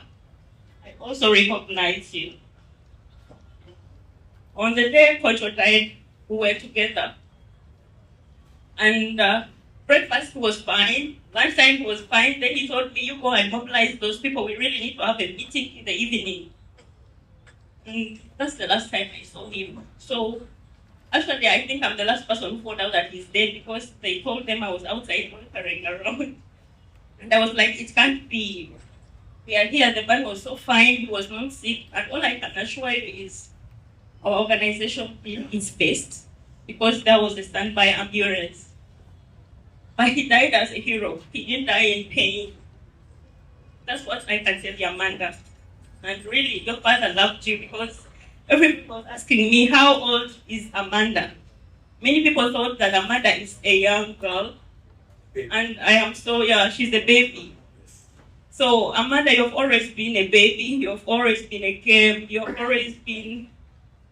And I thank your father that he nurtured a very beautiful baby. Today I was calling her Candy. Because indeed you are sweet Candy. And I want to thank Doctor that all the friends he had are genuine people. You know, I was not going to speak, but someone sent me a message and was like, Doreen, if you don't talk, you'll have betrayed Doctor. That's why I'm standing back. I don't know what to say, but I want to thank you people for being amazing. I want to thank you for being true to him, and I want to thank you for being true friends. All I can tell you is we have lost a friend. This is one person, Doctor was like, you know, if you didn't have, he could borrow from somebody, and he gives you, and he stays with nothing. And as I stand here, I want to implore you all, please be good. Leave a mark in people's lives.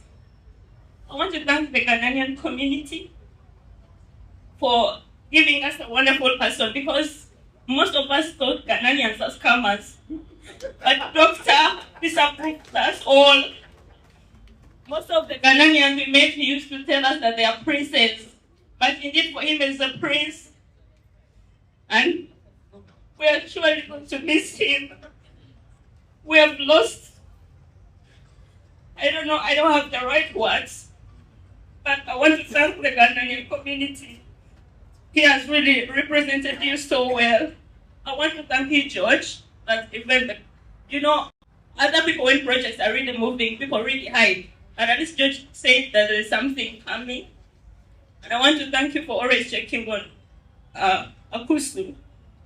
Akusu, your father has left a family here. And I pray that when you leave, please let his legacy move on. The legacy should not die. I also want to thank Colonel Opera Victor. On that day, that gentleman, please stand up. He really did his best. He coordinated. He did his best that Doctor stayed alive, but as they say, it's God who gives and God takes. Thank you all for coming. We are going to redeem this Doctor. Thank you. We will not miss Doctor because the legacy of Doctor still lingers on. At least, I still remember my Ghanaian adage that still says that a man dies but his tanks live.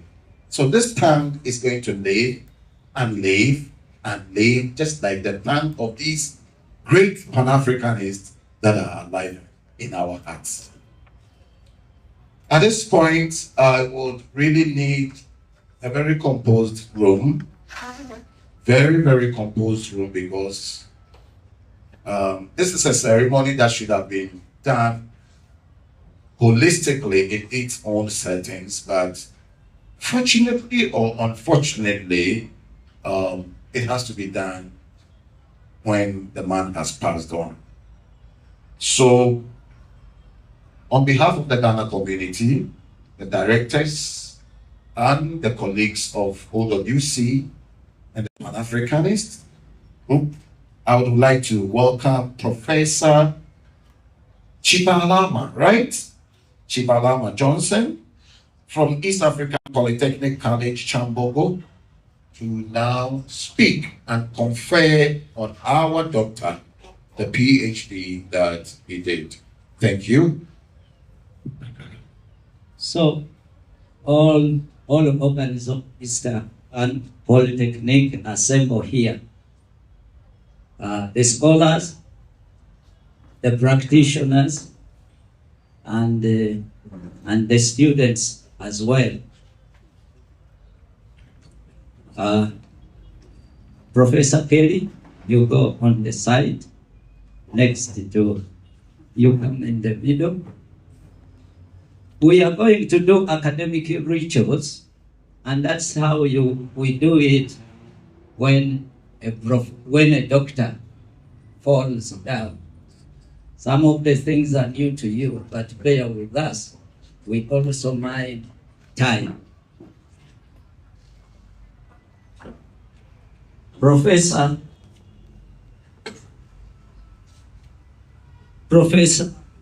Kelly is going to be my MC. Okay. Declare half-mast. A doctor has fallen, and at Chambogo, at East African Polytechnic, our 4 flags are at half-mast. Half introduction. Here with me, I have the practitioners. Yes, we have the practitioners. These are independent researchers in Chambogo, in Chambogo Research Institute, and we have Jenga Taifa team. What do we do? What do we do with them? Retired army men. We train them, but some of them come already trained, and we initiate them into civilian life. So this is the team, Jenga Taifa. But we also work with the professional workers, the industrialists, those who employ our students. And one of them is in internationalization, exporting Uganda goods. He is, you remind me the name? He is Mr. Opasola. Mr. Opasola is a Ghanaian, but also a businessman who works with the Uganda universities. He's a Nigerian. He's a Nigerian. The accent is the same.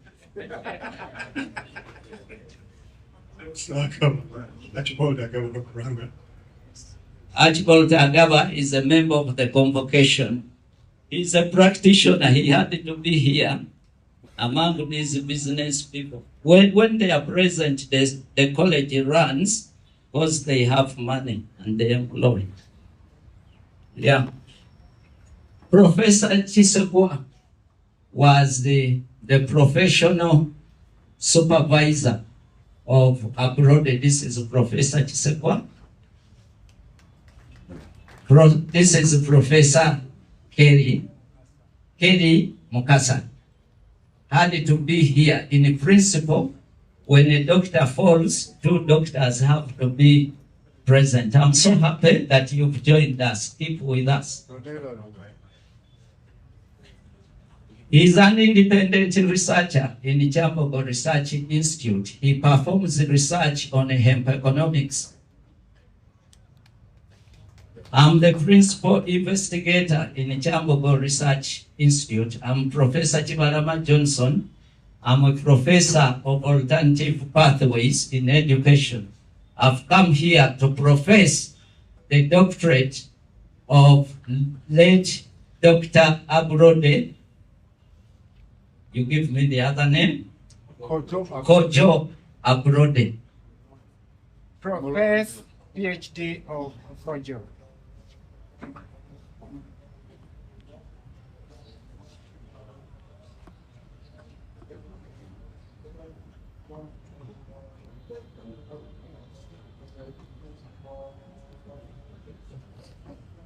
Allow me, ladies and gentlemen, to first constitute this audience into an academic conference. By the virtue of the authority entrusted to me as Professor Chibalama, Professor of Research in the Chambogo Research Institute, I constitute this audience into an academic conference. Professor PhD of Kojo. Professor Ablode Kojo matriculated in East African Polytechnic College according to records in the Office of the Academic Registrar. East African Polytechnic Chambogo is a university college at Chambogo. He took the oath of senators, academics, and on his graduation, he took the oath of sponsio academica. Of course, he did a doctorate in management strategy. Research. Dr. Kojo Ablode performed research in sovereign wealth protection. Focus area. His focus area was asset-based community development. Award. He was awarded a doctorate in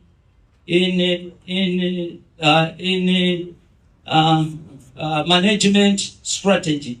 Honor. He was honored as a candidate of science. Artifact. His artifact is building at Manafa in eastern Uganda, an iron ore smelting furnace. Academic supervisor. His academic supervisor, absent, is Dr. Chitaka Eric. Principal. Professional supervisor. Professional supervisor. His professional supervisor is present. Please fall in. Professor Chisekwa. Professor Chisekwa was his professional academic supervisor. Principal supervisor. I was the principal supervisor in the Chambogo Research Institute.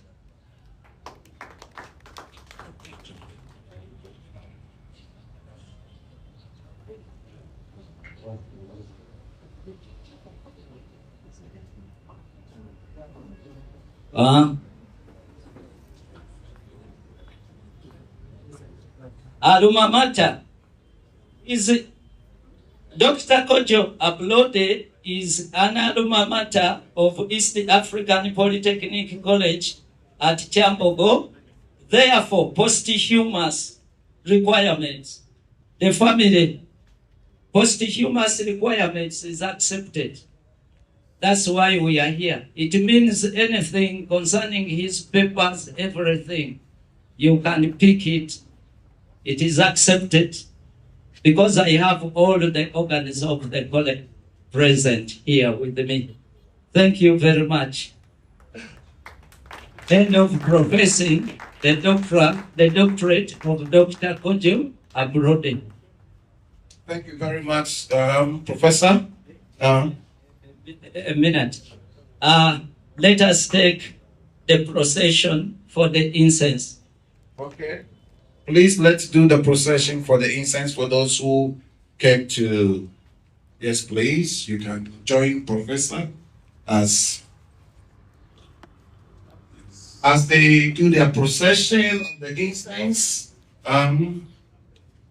Would like to draw the attention of Amanda to be prepared. After the chief guests have spoken, you come and do the bowl of thanks, and Apostle Okobano will now give us a closing.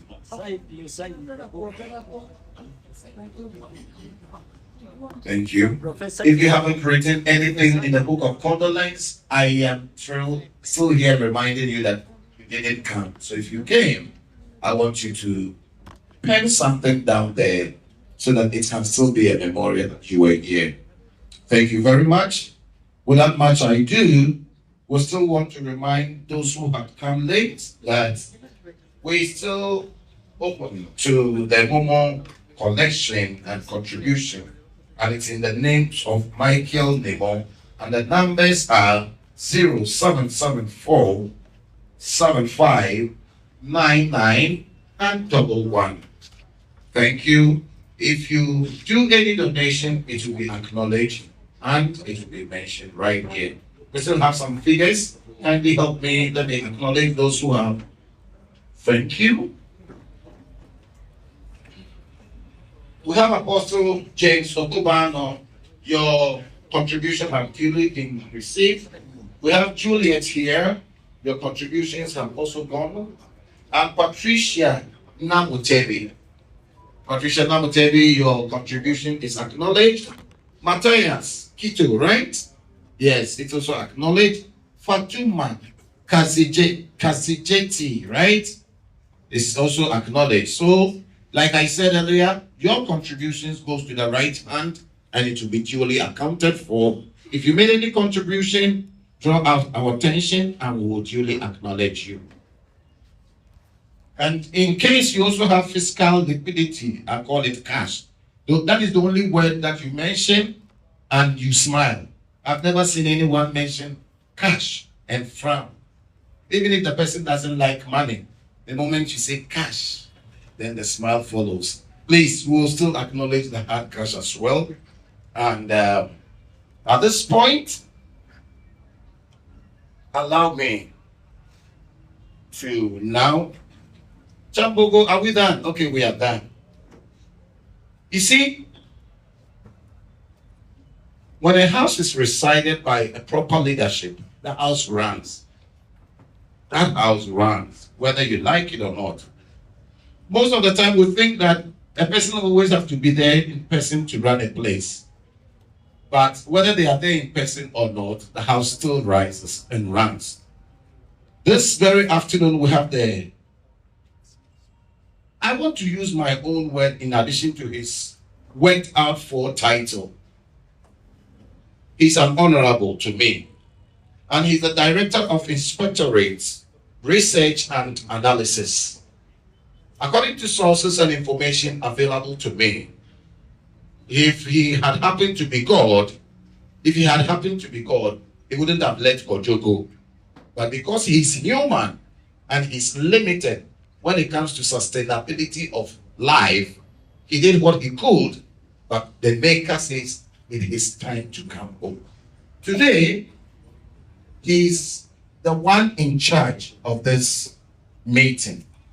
He's also standing on behalf of OWC and the General Salim himself, who happens to also stand on behalf of our President, His Excellency Joel Kaguta VII.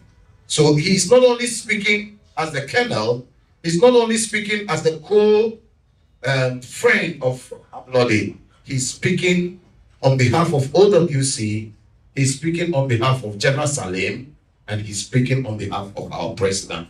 With a round of applause, shall we welcome Colonel Victor Obera.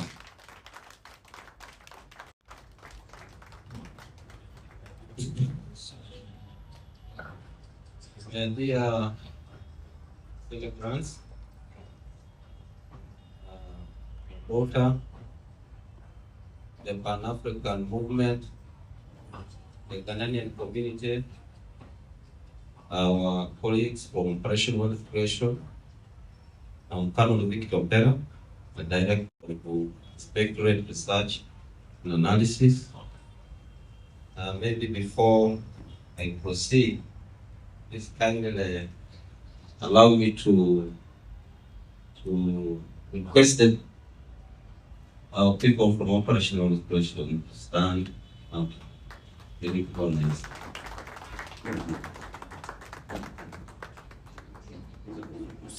Yes. Yes.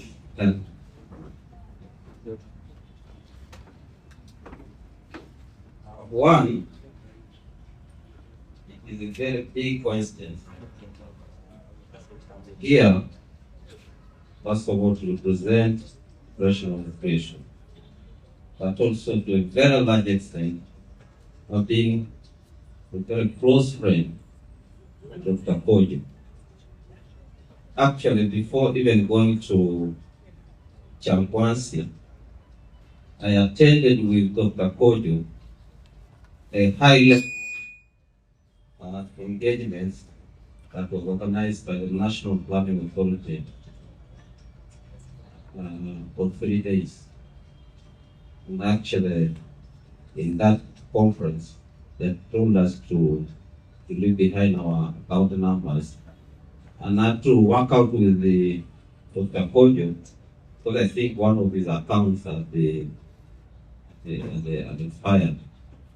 But I could see in about 3-4 days, I saw some money that the family has to check that. Then also, Ambassador said, really in OWC, Kojo had this inner line, inner group that he would confide into if there is some issues that he wanted to discuss.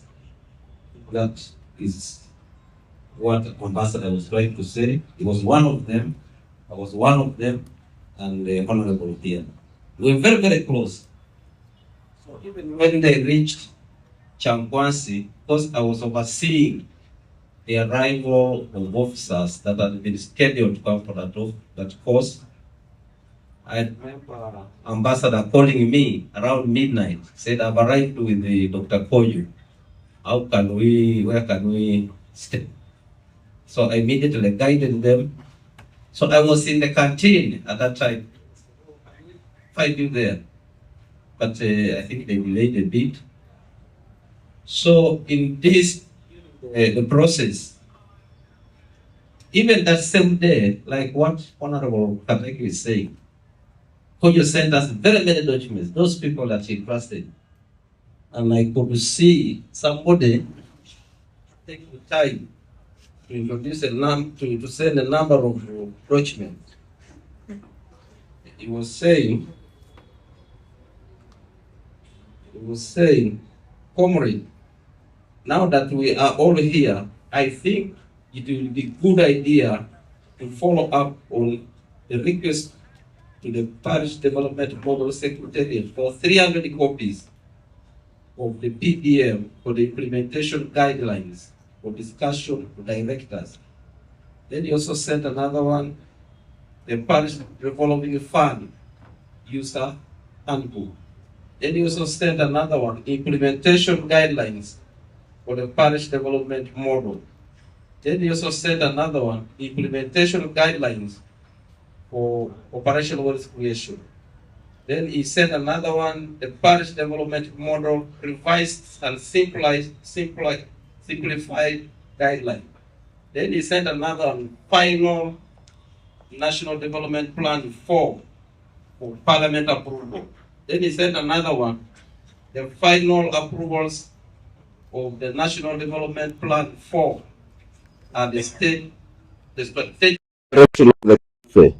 Then he sent another one, the final draft national development plans, something like that. He said another one. So, when you say Dr. Kojo, to us, we knew Dr. Kojo was deeply academic, deeply. He was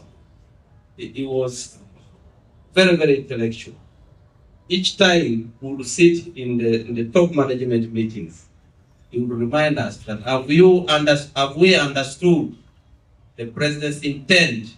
Are all of us understanding the intention or why the president created Operation Wealth Creation? And do we have a strategic direction that we think we should pass in order to cause the socio-economic transformation of the country? So each time he was really engaging all of us. Before his death, the generals there had asked me and him to come up with a kind of a concept document on the implementation of the patch development model, but where the directors for WC would be in those working groups in order to promote the effectiveness of the PDM. So that was the kind of person that we have lost. Even that same day, I interacted with Dr. Kojo at about 10 o'clock. Actually, he was saying, Victor, because we used, like, as I think Doreen was saying, we could give each other when there is someone who can say something, you say, can you borrow me something, like that. So actually, that day at around 10 o'clock, he came to me and said, oh, Victor, can you give me something? There's something I quickly want to do. So, which I gave him. Then later on, at around lunchtime, because I was the one who was coordinating that retreat, they informed me one of the participants has collapsed. So I immediately established, but now they were trying to evacuate him to the health center. But because he was unconscious, and of course we had an alternative to call for air to lift him for specialized medical service. But the doctors informed us we needed first to stabilize him. Putting him like that will not really help much. So when his situation was deteriorating, we immediately had to evacuate him to another better health service in Hoima. So I kept on tracking every 5 minutes, 7 minutes, 10 minutes. I could ask the doctor, what is the state? But I could not, at that time I was not informing any of them, not even the generals were aware. It was only me, but I needed him to be rushed very, very quickly to receive the medical support. But at some point, about 40 minutes, I now called Brenda, that Brenda, we have a problem here. Because I knew that they were very close. Brenda comes from Kenya, and Dr. Kojo comes from Ghana, so there was that there was that closeness. So he told me now, Dr. Kojo, because I was specifically asking about whether they had a medical problem, so that we can be able to keep alerting the medical facilities that yes, the patient also has this history. But he told me that okay, they used to talk about heart problems. That's what he said. So I continued monitoring, and until they told me now the patient has died, when they were now almost reaching the medical facility. Of course, now I again had to keep that information, but I only informed maybe a few, 2 or 3 people like that. So that's how we lost our friend. And I must also say, even when I was coming, I also came with some of his property which remained at Chakwas, some phones and all this and that. But of course, he used to tell me that there was something he was doing. I think something like really wanted to create some kind of a special restaurant or something like that.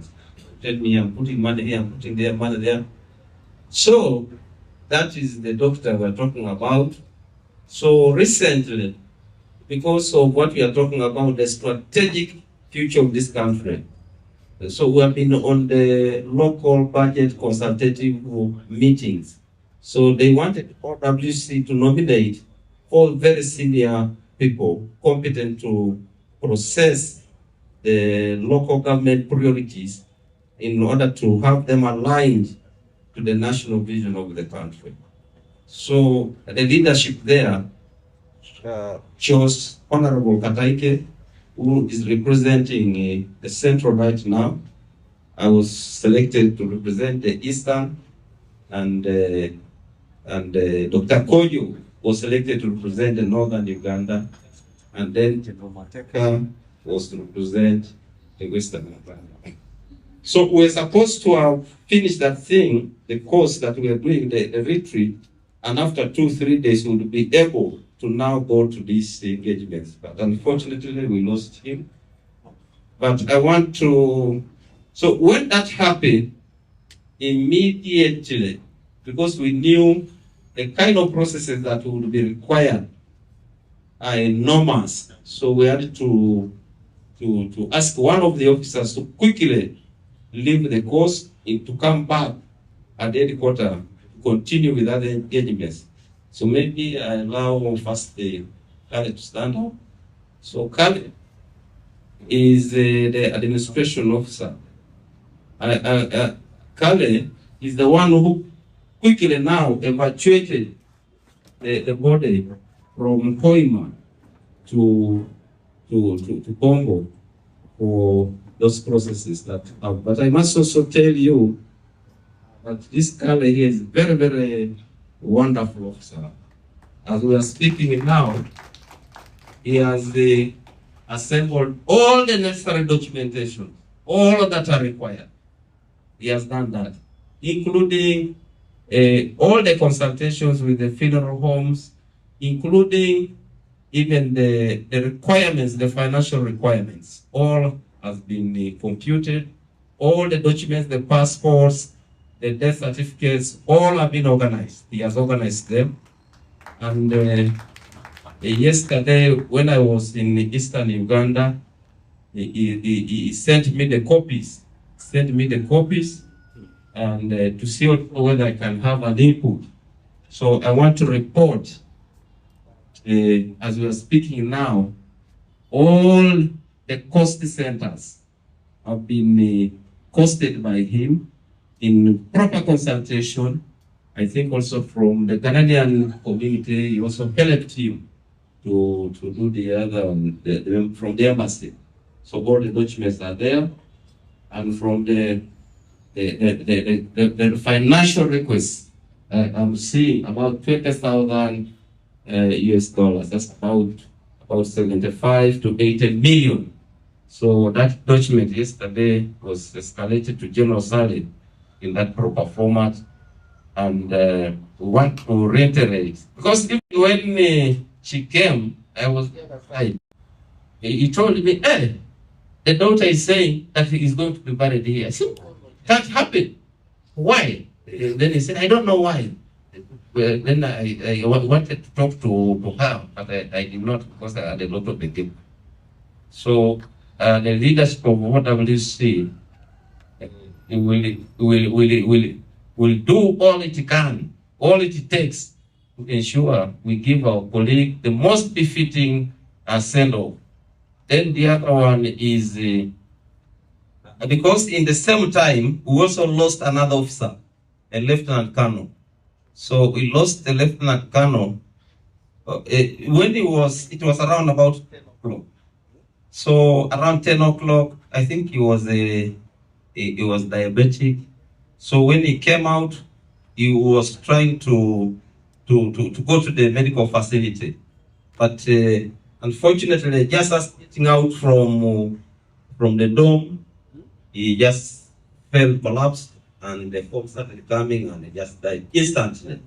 So I've also just come from Teso, where I was representing operational exploration in that period. So, and they told me that I should be here. I had to travel last night to be with you here. So I think, or I cannot give you the other documents because I want to give you when we have done the whole of this.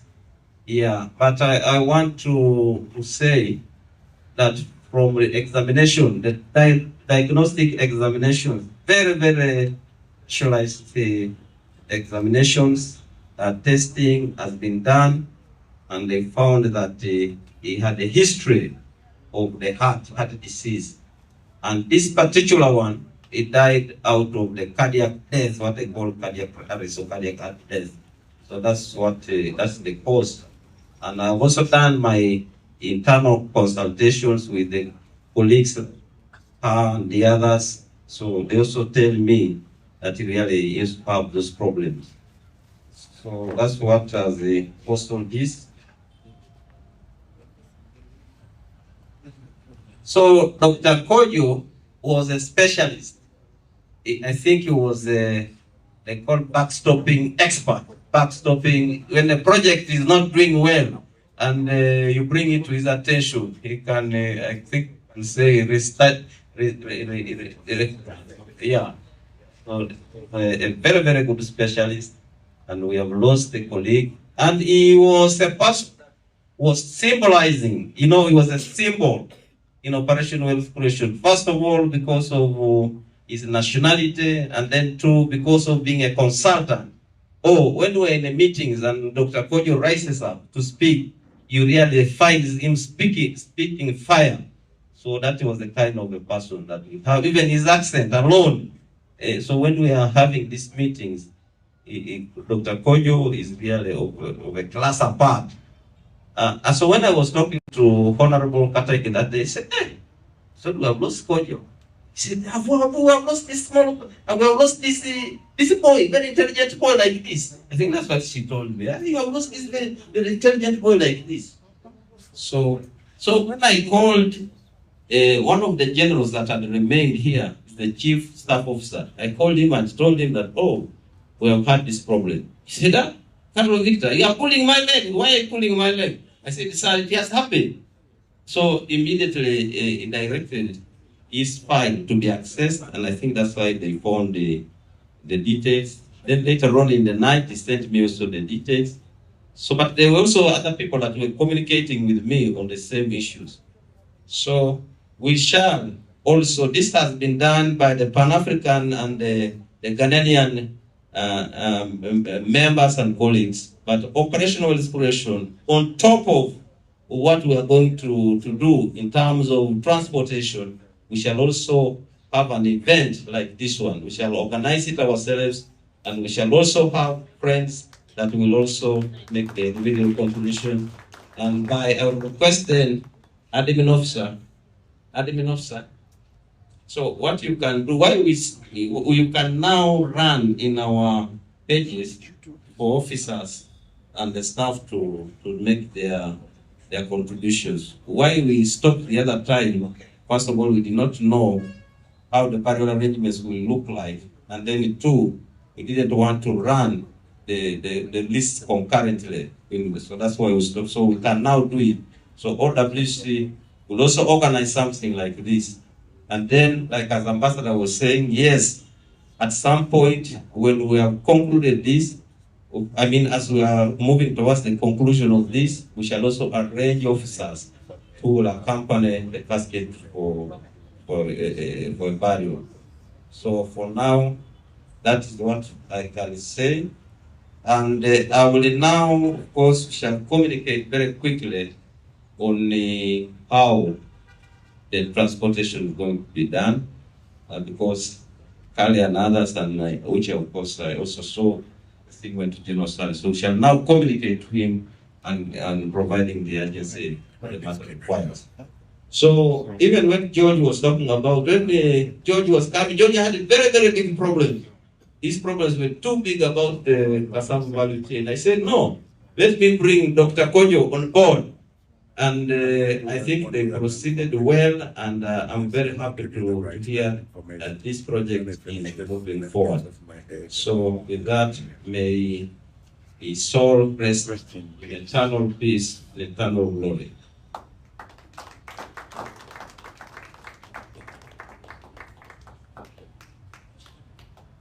Thank you very much. Now, thank you very much. I like the descriptive, elaborative picture you've given us. It's like a chronology of how the whole sequence of events were taking place. And we've really proven that we were there. And you've spoken that a man who is in charge. You're not just a leader by title, a leader by act. Thank you very much. Ladies and gentlemen, I've never seen anyone goes to someone's house and shut the mouth of the owner of the house. Is that possible? No, please talk to me. We're African. Is that possible? Colonel, I am so sorry to break this order. You were supposed to have been the final speaker, but this house is not ours. The house has an owner. And after hosting us, if we tell the house owner, don't speak, I think we will not be truly African. We won't. Can we be a bit African today? So permit me to break the protocol of the final sayer of the father, and maybe in this contest, let the wife also speak. Are you getting it? Please don't go and tell Colonel's wife that he's married. He's not married. This is a figurative statement, and we're African. And that's why we are speaking like African. On behalf of the receiver of the money, we have Hope. Your contribution is duly received. OCC Godfrey, your contribution is duly received. UCC, sorry, I saw, my eyes are too big, so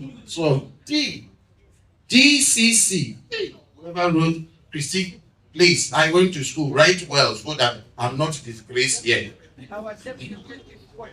Deputy Chief Coordinator, Mr. Godfrey, your contribution is well received. Marie Lydia Bauer, I want to pronounce it like an African, even though it's a German name, your contribution is acknowledgedly received. So, allow me to allow the wife of the chief guests of this program, not outside here, please. Don't go and misconstrue my English. And then the man has his integrity question. The host of this Pan-African house was supposed to have spoken before Colonel speaks. But you have a large chunk of land and you have a lot of duties, you need to accomplish them. So she had to go for other duties that is entrusted to her.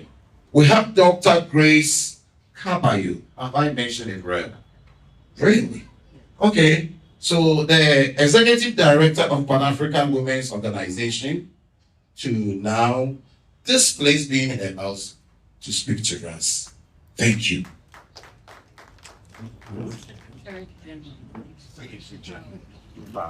Oh, thank you. They said she's also the Secretary General of POW.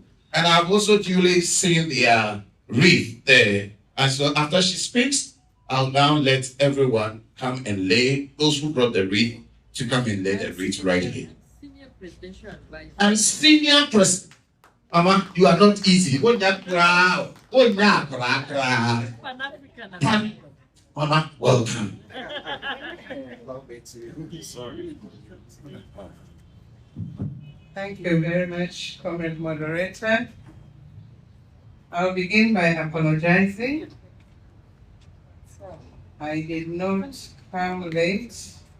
I delayed because we have had a whole week session of our brothers and sisters from 15 different countries who are here at the Protea on SMEs.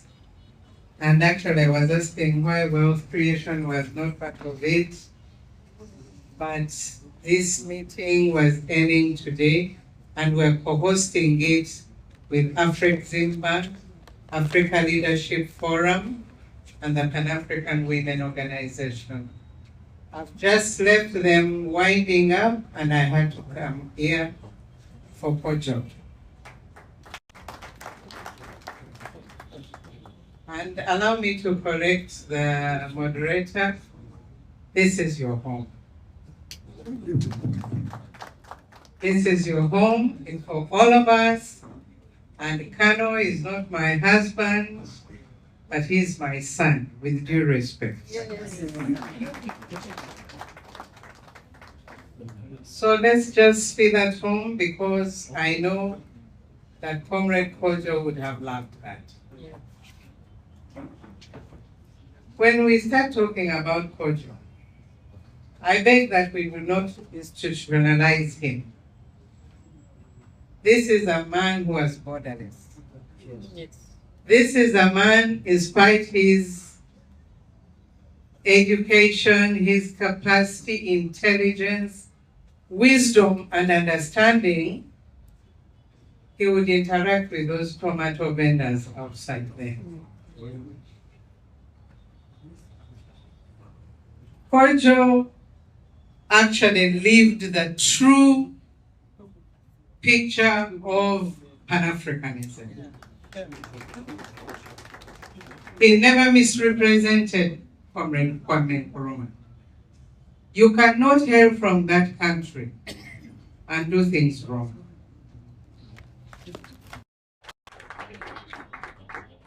And please allow me to stand on the protocol that is already existing, because I'm sure we have different capacities here.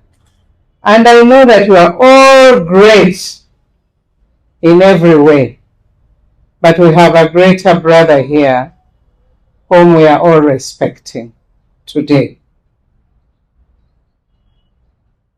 The longest I've interacted with Kojo, apart from our meetings, and I know that our Pan-African fraternities will agree with me, Newton, Guma, and everybody, whatever had to do with Pan-Africanism, Kojo needed no invitation. Now that is walking the talk. That is living the true patriotic Pan-African ideologies that we talk about. You don't need an invitation to attend a vigil like this as an African person. You don't need an invitation to attend a wedding. Neither do you need an invitation to create wealth for this motherland and continent. And Kojo lived it up. Last year, we had one of a very rare activity here, where we challenged our youths. And that program was called the Africa Monologue Challenge. This was a program designed to actually challenge our young. How much do you know about your country? How much do you know about your continent? How much can you say about Uganda if you went out to Ghana or somewhere? How much would you share the good and draw attention to address the bad? We had young people from 25 countries staying in Uganda for more than 10 days, staying under one roof, and it had nothing to do with Big Brother design. Ours was very indigenous. And each one of these people were sharing stories of what they have in their country.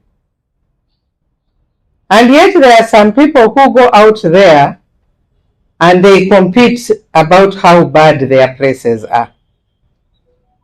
I will share one joke.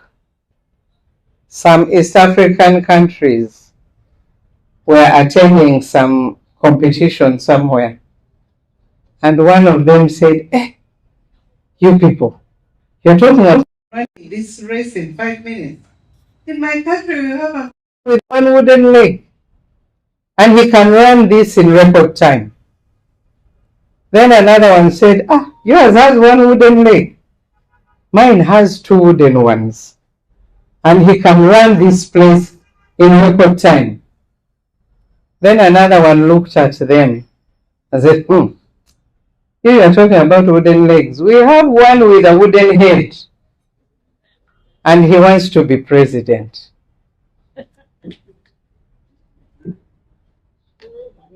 I'm not politicizing the session, but I'm showing you how Africans can really, really demean themselves.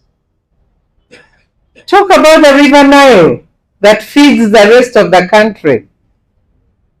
Talk about the greenery, the good that we have. Talk about the people, the love, and join them to know them better. That is what Kojo did. That was Kojo for you. Those of you who never had an opportunity to interact with him, you've missed out. You missed out real big time. So please open your hearts and open your houses for fellow African people when they come to your countries, or when you meet anywhere. Actually, Pan-Africanism was stronger in the diaspora in the 1900s because Africa was busy fighting for independence. But our other brothers and sisters out there said, no, what hurts Africa hurts us. What is good for Africa is good for all of us. I will go on and on until the cows come home.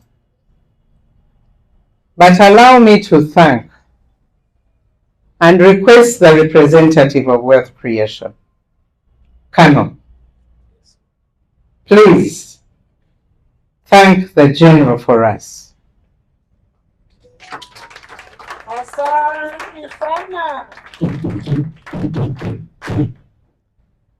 Thank the general for us, for walking the talk, for not closing doors to intelligent people, to Africans with capacity, for seeing the good in them and involving them. And that is also very true to our president. I don't care who says I'm politicizing it, but the truth is the truth.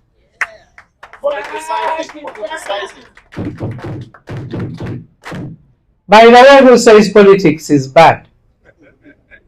You are the ones who make it rotten. Choose to make it good. And that is why we have the best patron of Pan-Africanism, president of this country, leader of the African peoples, because he loves them. That is none other than President Yoweri Kaguta Museveni. And I would be lying to you if I did not talk about him here, because he made this possible. Small as it is, this land was given to us in 1994 during the Congress of the Pan-African Movement, the 7th. We had countries here with their factions of the opposition. When people ran to the UN at a dialogue, at a peace initiative, Museveni did it long time ago. 94, Uganda was the center that combined all governments and all factions. We had Aidid of Somalia, by then he was a rebel. We had John Garang here of South Sudan, he was still a rebel. We had RPF of Rwanda, by then they were still rebels. We had the DRC, I could go on. You had government and factions in an African country with an African leader. to listen and see how best the African problems can be solved the African way. That was Kojo. Kojo chose how to solve the socio-economic problem of Africa through Uganda. How can we thank him? Decent son of Africa. Dear comrades, those of you who knew him will agree with me that we have lost and lost deeply. Those of you who did not know about him, who never got an opportunity to meet him and interact with him, follow what he did. My sister Honorable Sarah, my sister Rose Linda Princess, they are my colleagues, they are here praising it, senior presidential advisors. And what are you? We are together in solidarity, in Pan-Africanism and service. Viva!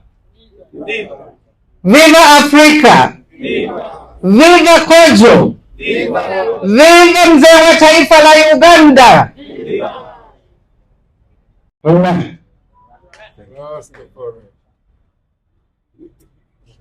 What can we say? What type of people are you who choose 1 meter when they've given you 5 meters? Who choose bad when you've been given good? Render these borders empty.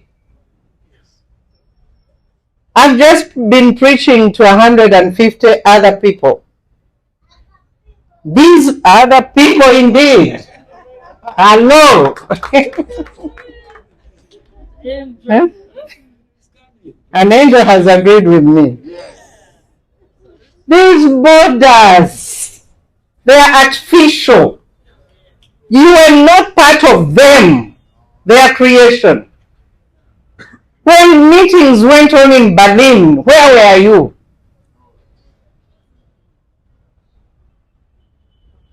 Thanks to African Union through the member states, visas are becoming on arrival for administrative purposes and security.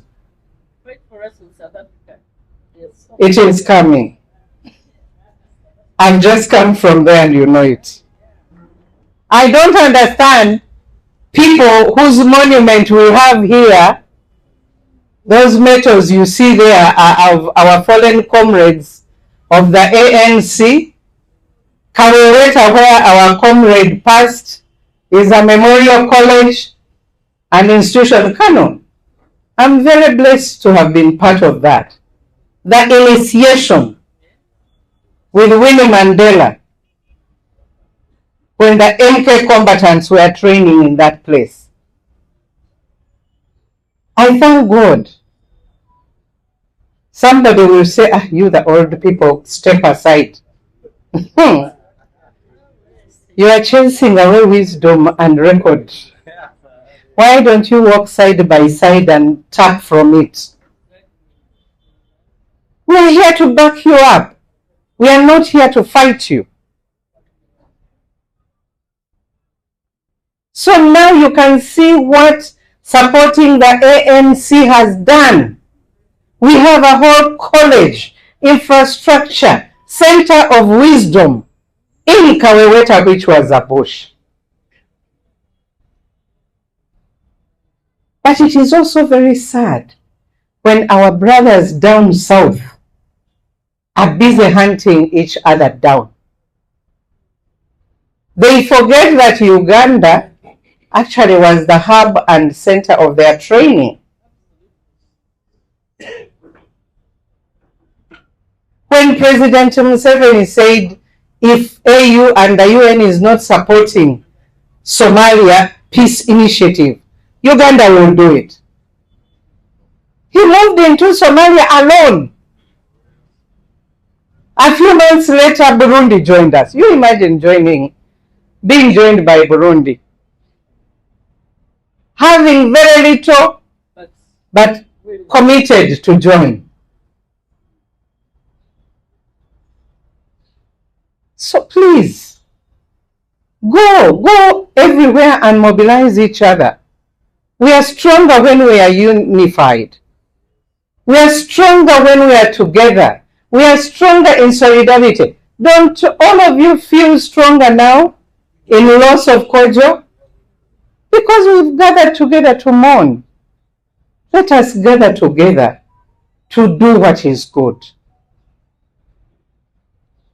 I can see my brother here looking at me. Yes, wealth creation must go on and borderless it must move.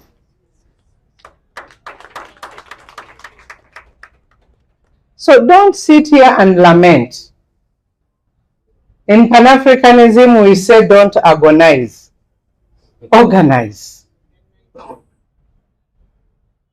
Let us organize to do better. Let us organize to be stronger. Let us be organized to prove them wrong. Oh, Trump has chased us all out. Let him chase us out. He might push some sense into our heads. Create your America here.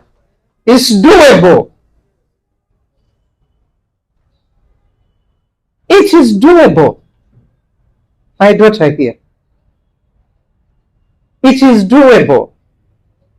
When we grew up, oh, we used to dread going to the village. No electricity, no running water. The roads are maram. Is that the same today? Absolutely not. Your tarmac can go to the front of the house. Electricity is there. Water is there. And somebody says we want change. What change do you want? What have you created to the change that we have? Say thank you, Kwanzaa. Say thank you to what has been created and add to it. Viva! Can we have positive transformation or change? Not just change for the sake of it. Because Kojo fought for that. Kojo believed in that. Kojo believed in adding his brick.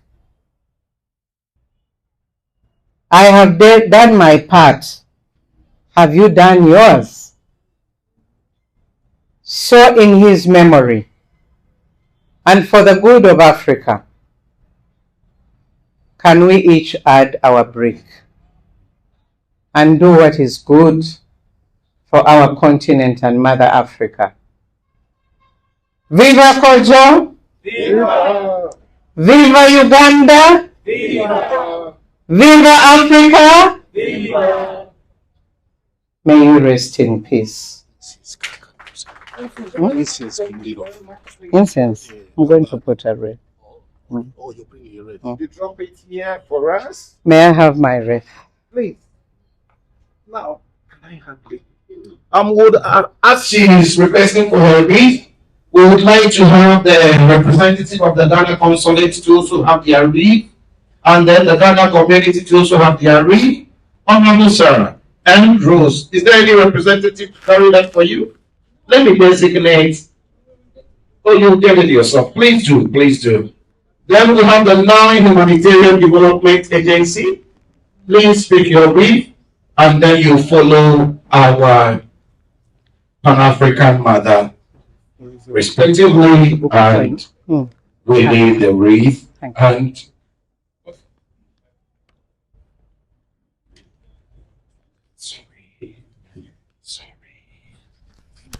And we lay the wreath and say farewell to him.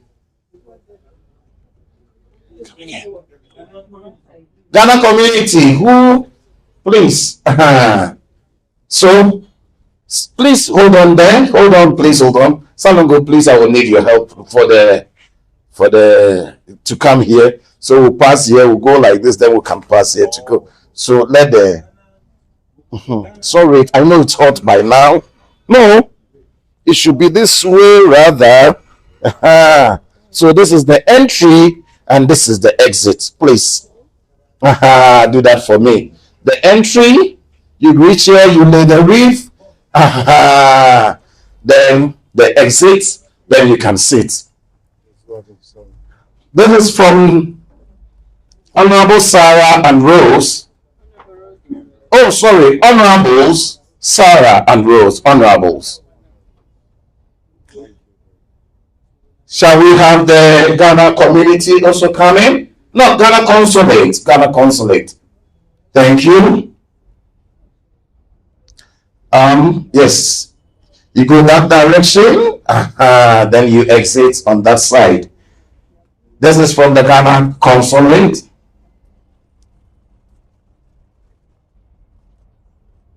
Followed by the Pan-African.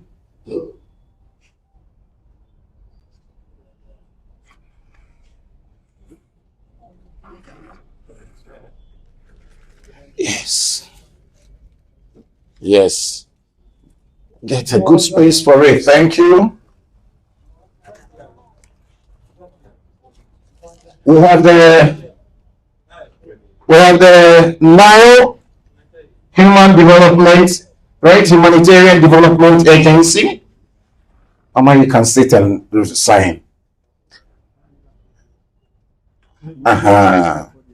Thank you. Then you put a picture there for us. Last but not the least, the Ghanaian community in Uganda. Please let them lay this. You can just lay it in front of that, and then these people can have this space. Please, you turn it, you let it be readable for us, please. Thank you very much. Thank you very much. Thank you. Newton, God bless you. Thank you. The Ghana community, yes.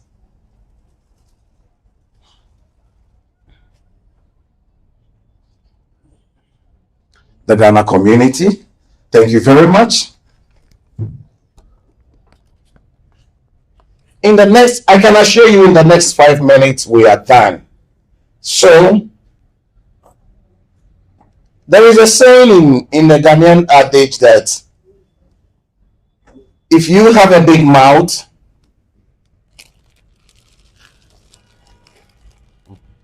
I was preventing it from burning. No, the candle can be where it is. There is an adage in Ghana that says that if you have a big mouth, you blow a trumpet, you don't blow the mortar. So I may seem to be having a big mouth, but I can only.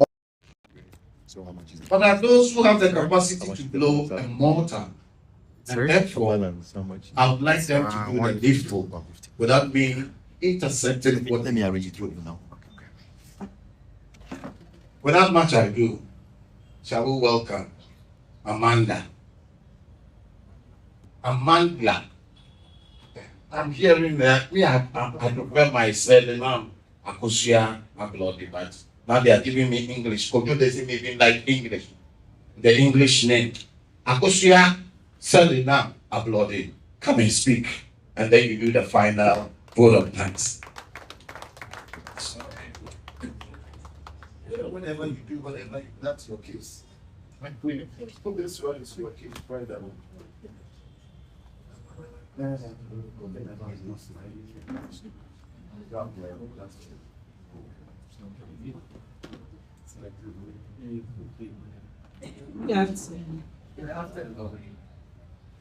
The chief guest, the senior presidential advisors, the Pan-African fraternity, staff of OWC, Ambassador John, Professor Johnson, the team from Cassava Project, Peer Nation, all protocols observed, ladies and gentlemen. On behalf of my family, I would like to extend our deepest and most sincere gratitude to each and every one of you for being here today as we celebrate the life of a great man, Dr. Kojo Ablode. You've taken the item away. This day has been filled with love, remembrance, and reflection.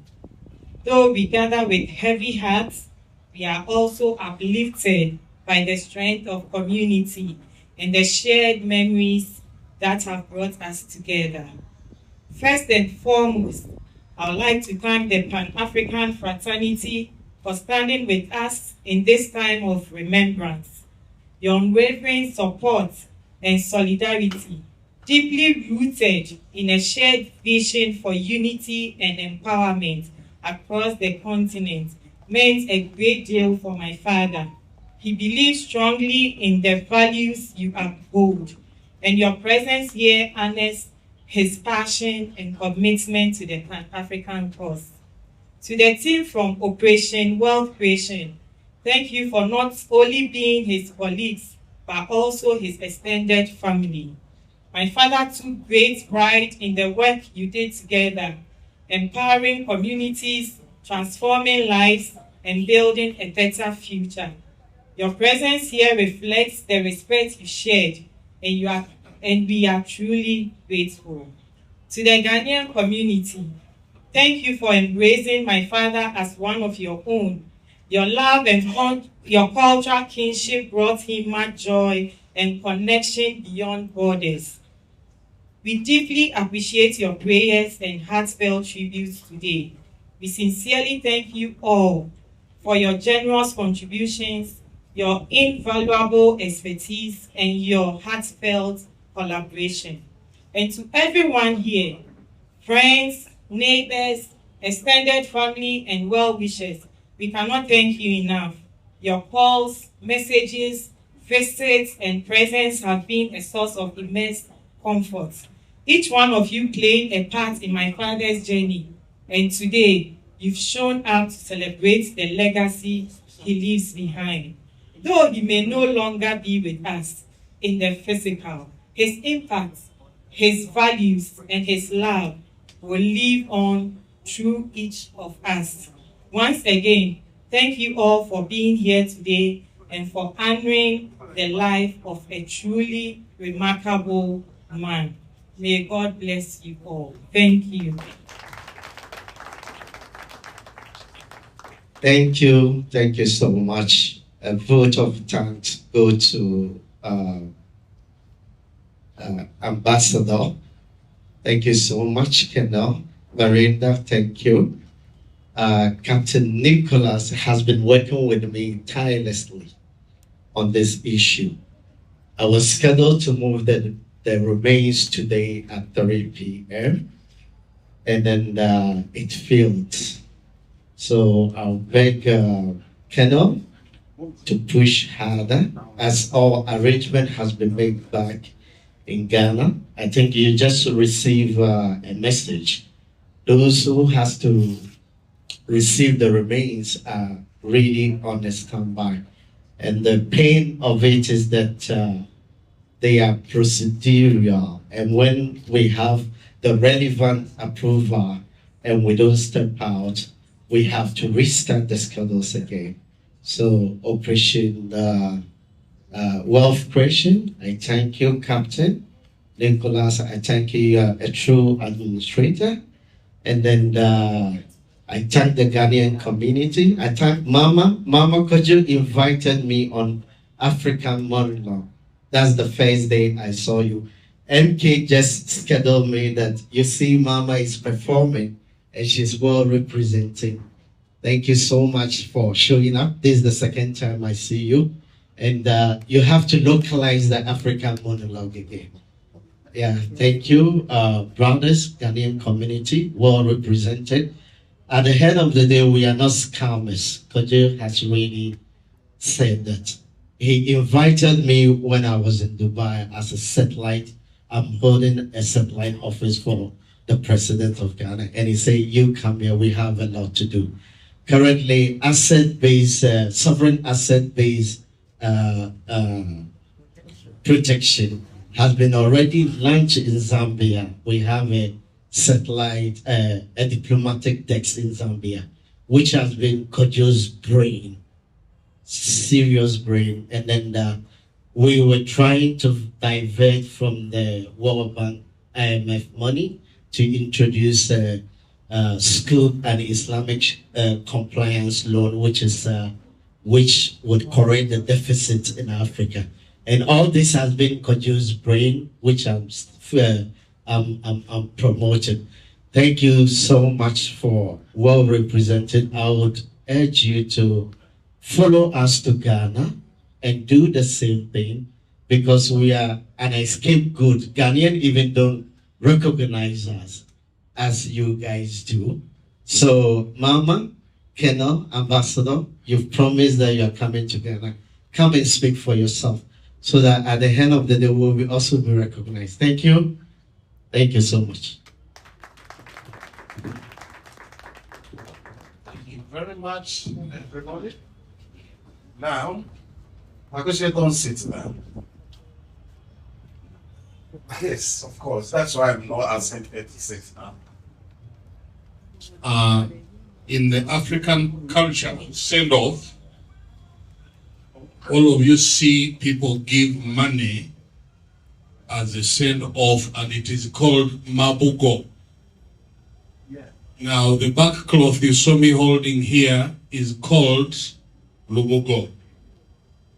From the cultural community I come from, your importance is known by the number of back cloth that you have been wrapped in.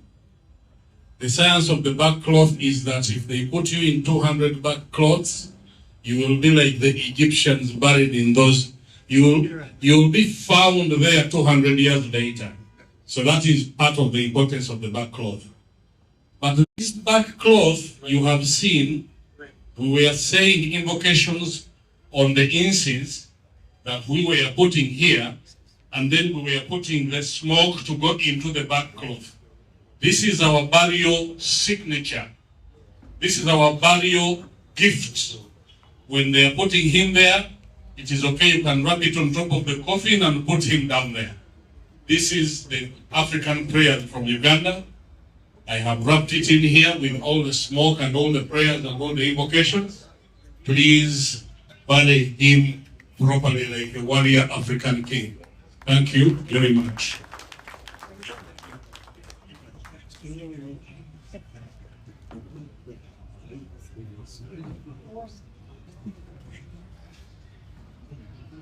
Yeah, I want to thank you so much for that. And from the Pan-African Women Organization and our fraternity, we are contributing 1 million shillings, which we should pay for. Thank you, Mama. 1 million. Yes. 1 million. Yes. Thank you. That one he said is called what? The Olubugo is the back cloth. Even the money that I'm giving money. Yes. Giving it back now for 1 million. Okay. So they are giving Olubugo for 1 million. Please write on behalf of the Pan-African Women Organization. A million Kumi. Million Kumi. Oh, million a moon. Million a moon.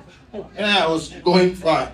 I was quoting money that I don't even know them. Wait, million a moon. Million a moon. Okay. I'm so happy to see the smiles. You've gladdened my heart. The reason is that right from the beginning, we pleaded with all of you that this is not a mourning moment. It is a celebration of life. And you've seen the words that have been spoken here, assuring you that the man is not dead, but he's still alive, but passed on to the other afterlife.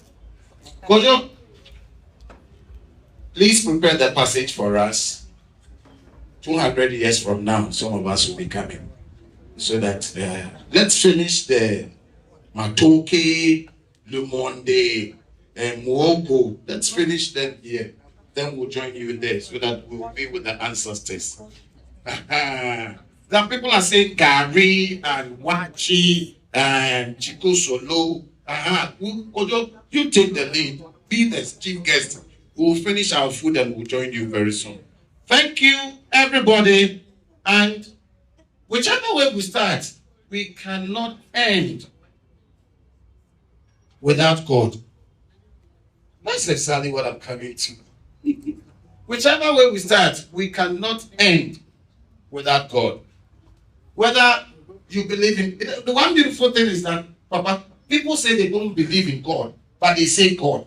So what you are saying that you don't believe in, how does it come into existence that you don't believe in? The fact that you even have the idea, the name, is enough for me to believe that you believe in Him. Without much ado, would ask Apostle James Okobano.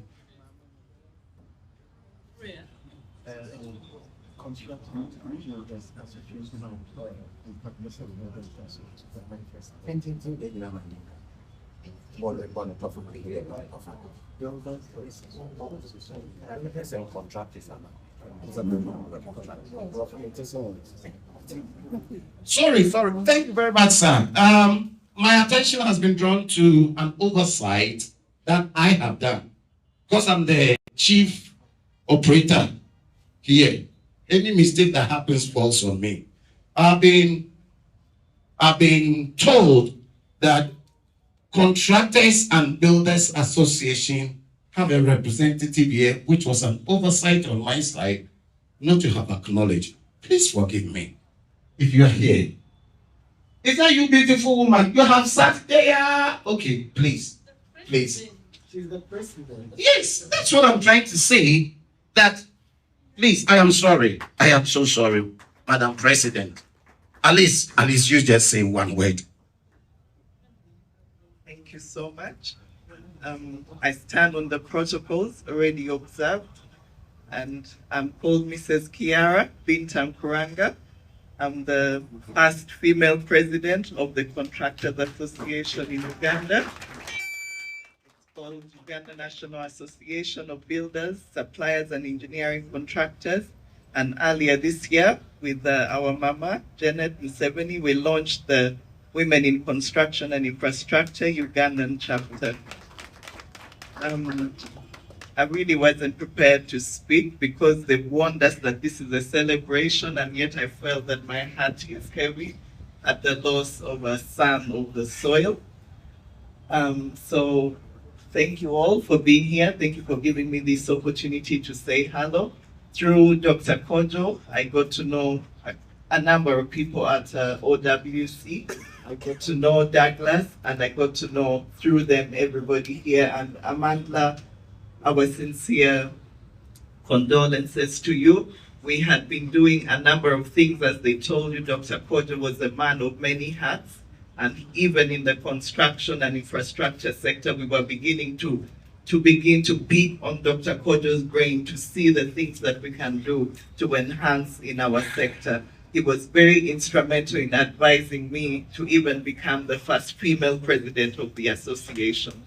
And I thank him so much for that, even in posthumous.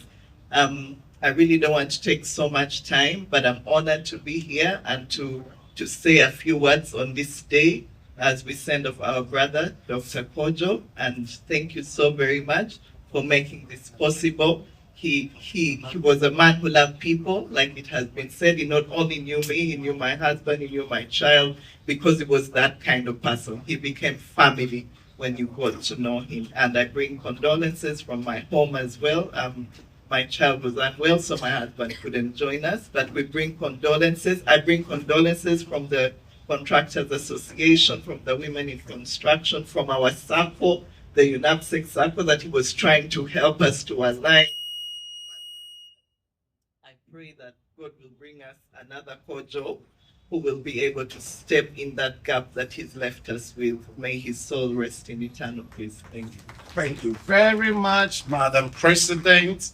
And please, I don't have the powers to correct anyone, but brains are still here. Kojo left with a minute fraction of that brains we are all looking for. Brains are still here, and please, with all due respect, this, like I said earlier, It is not a mourning grounds. It is a moment of celebration where we network. There are millions of heavy embodied brains here that can still be productive for Mother Uganda and any other person or any other individual organization coming harness from. Thank you very much once again. Now, the final of the icing of the cake is Apostle James Oko. Papa come closeness and the fire pass as possible. All right. Thank you very much. All protocol observed, duly acknowledge and observe sincere appreciation to all gathered here this morning because of my dear friend and brother. It's sad to hear from Ghana that someone we spoke with few weeks ago has passed away. It's very sad. The late Kojo, Dr. Kojo Ablode, was a man who would speak truth, very humble, respectful. He never discriminates. He loves all equally. He has been a friend who can come to me and share his heart with me whilst working here some few years ago. In fact, I left here last year, but I've been here for 5 years with him in Uganda. He is a father and a brother figure. A mature man who speaks sense. Always directing you to do new things, innovative. I don't have much to say about him, but I pray that the remaining Ghanaian here, like he said at our last meeting, once here, and I quote, our ancestors helped to build Uganda and other African countries.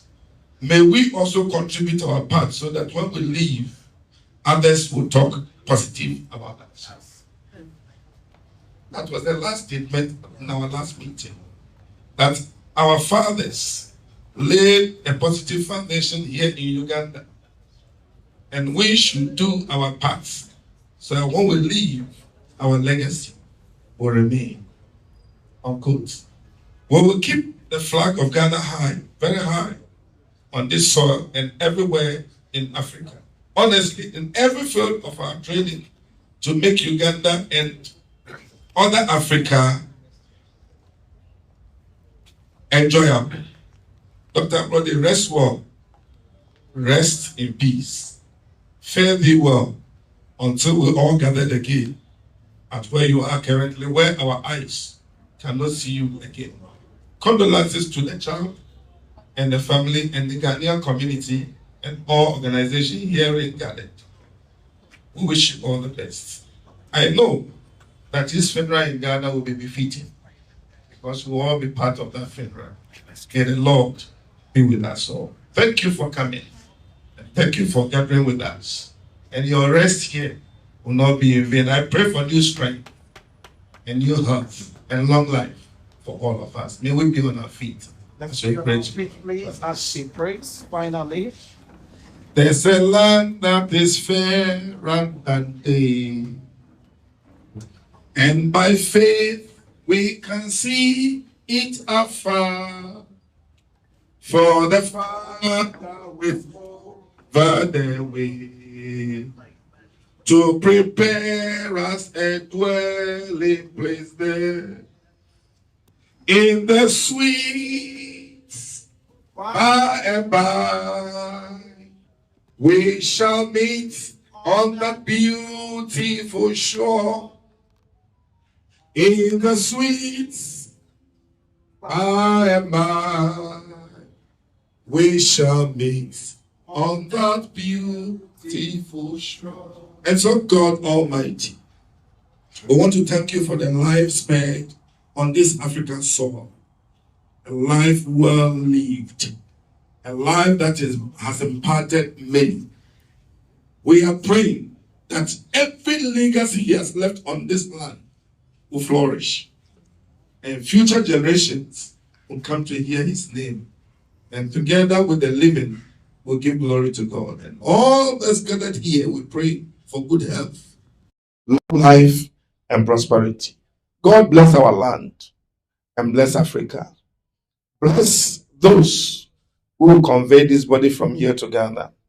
And bless those who will gather in Ghana to mourn and bury him. Commit all aspects of the plan and program into your hands. See us through and grant favorable journey mercies in Jesus' name. And those of us here, wherever each of us comes from, lead us to our various destinations peacefully, so that when we reach home, we'll not relent, but together we'll give you the thanks and praise deserving you alone, God Almighty. We ask this in the name of our Lord and Savior Jesus Christ, that I prayed with thanksgiving. Amen. With all due respect, the Momo is still open, and any donation will be duly acknowledged. Thank you very much, and we bring the session to a close. Please greet a brother, greet a sister, greet a friend, and have a very nice journey. Kojo, wherever you are, this is where the Ugandan family brings to an end of a remarkable session that we have. Those of us watching, we are still coming back to Ghana, and we are coming to bury him in grand style, and it will be a memorable. All the Ghanaian families here that are in Ghana, we are still inviting you to Soviet. That's where the function will take place, and it will be announced very soon. Those of us here, the funeral is back in Ghana, and plans are underway for us to be able to enjoy a very memorable burial. This is not a burial, it's going to be a funeral tourism. So get yourself prepared. You don't need a visa to be in Ghana. All you need is just a plane ticket, and voila. The accommodation will be taken care of by us, and feeding is on us. Join us as we go and bury our brother and have a funeral tour. Thank you, and once more again, enjoy your day. Get me out. Hey, guys.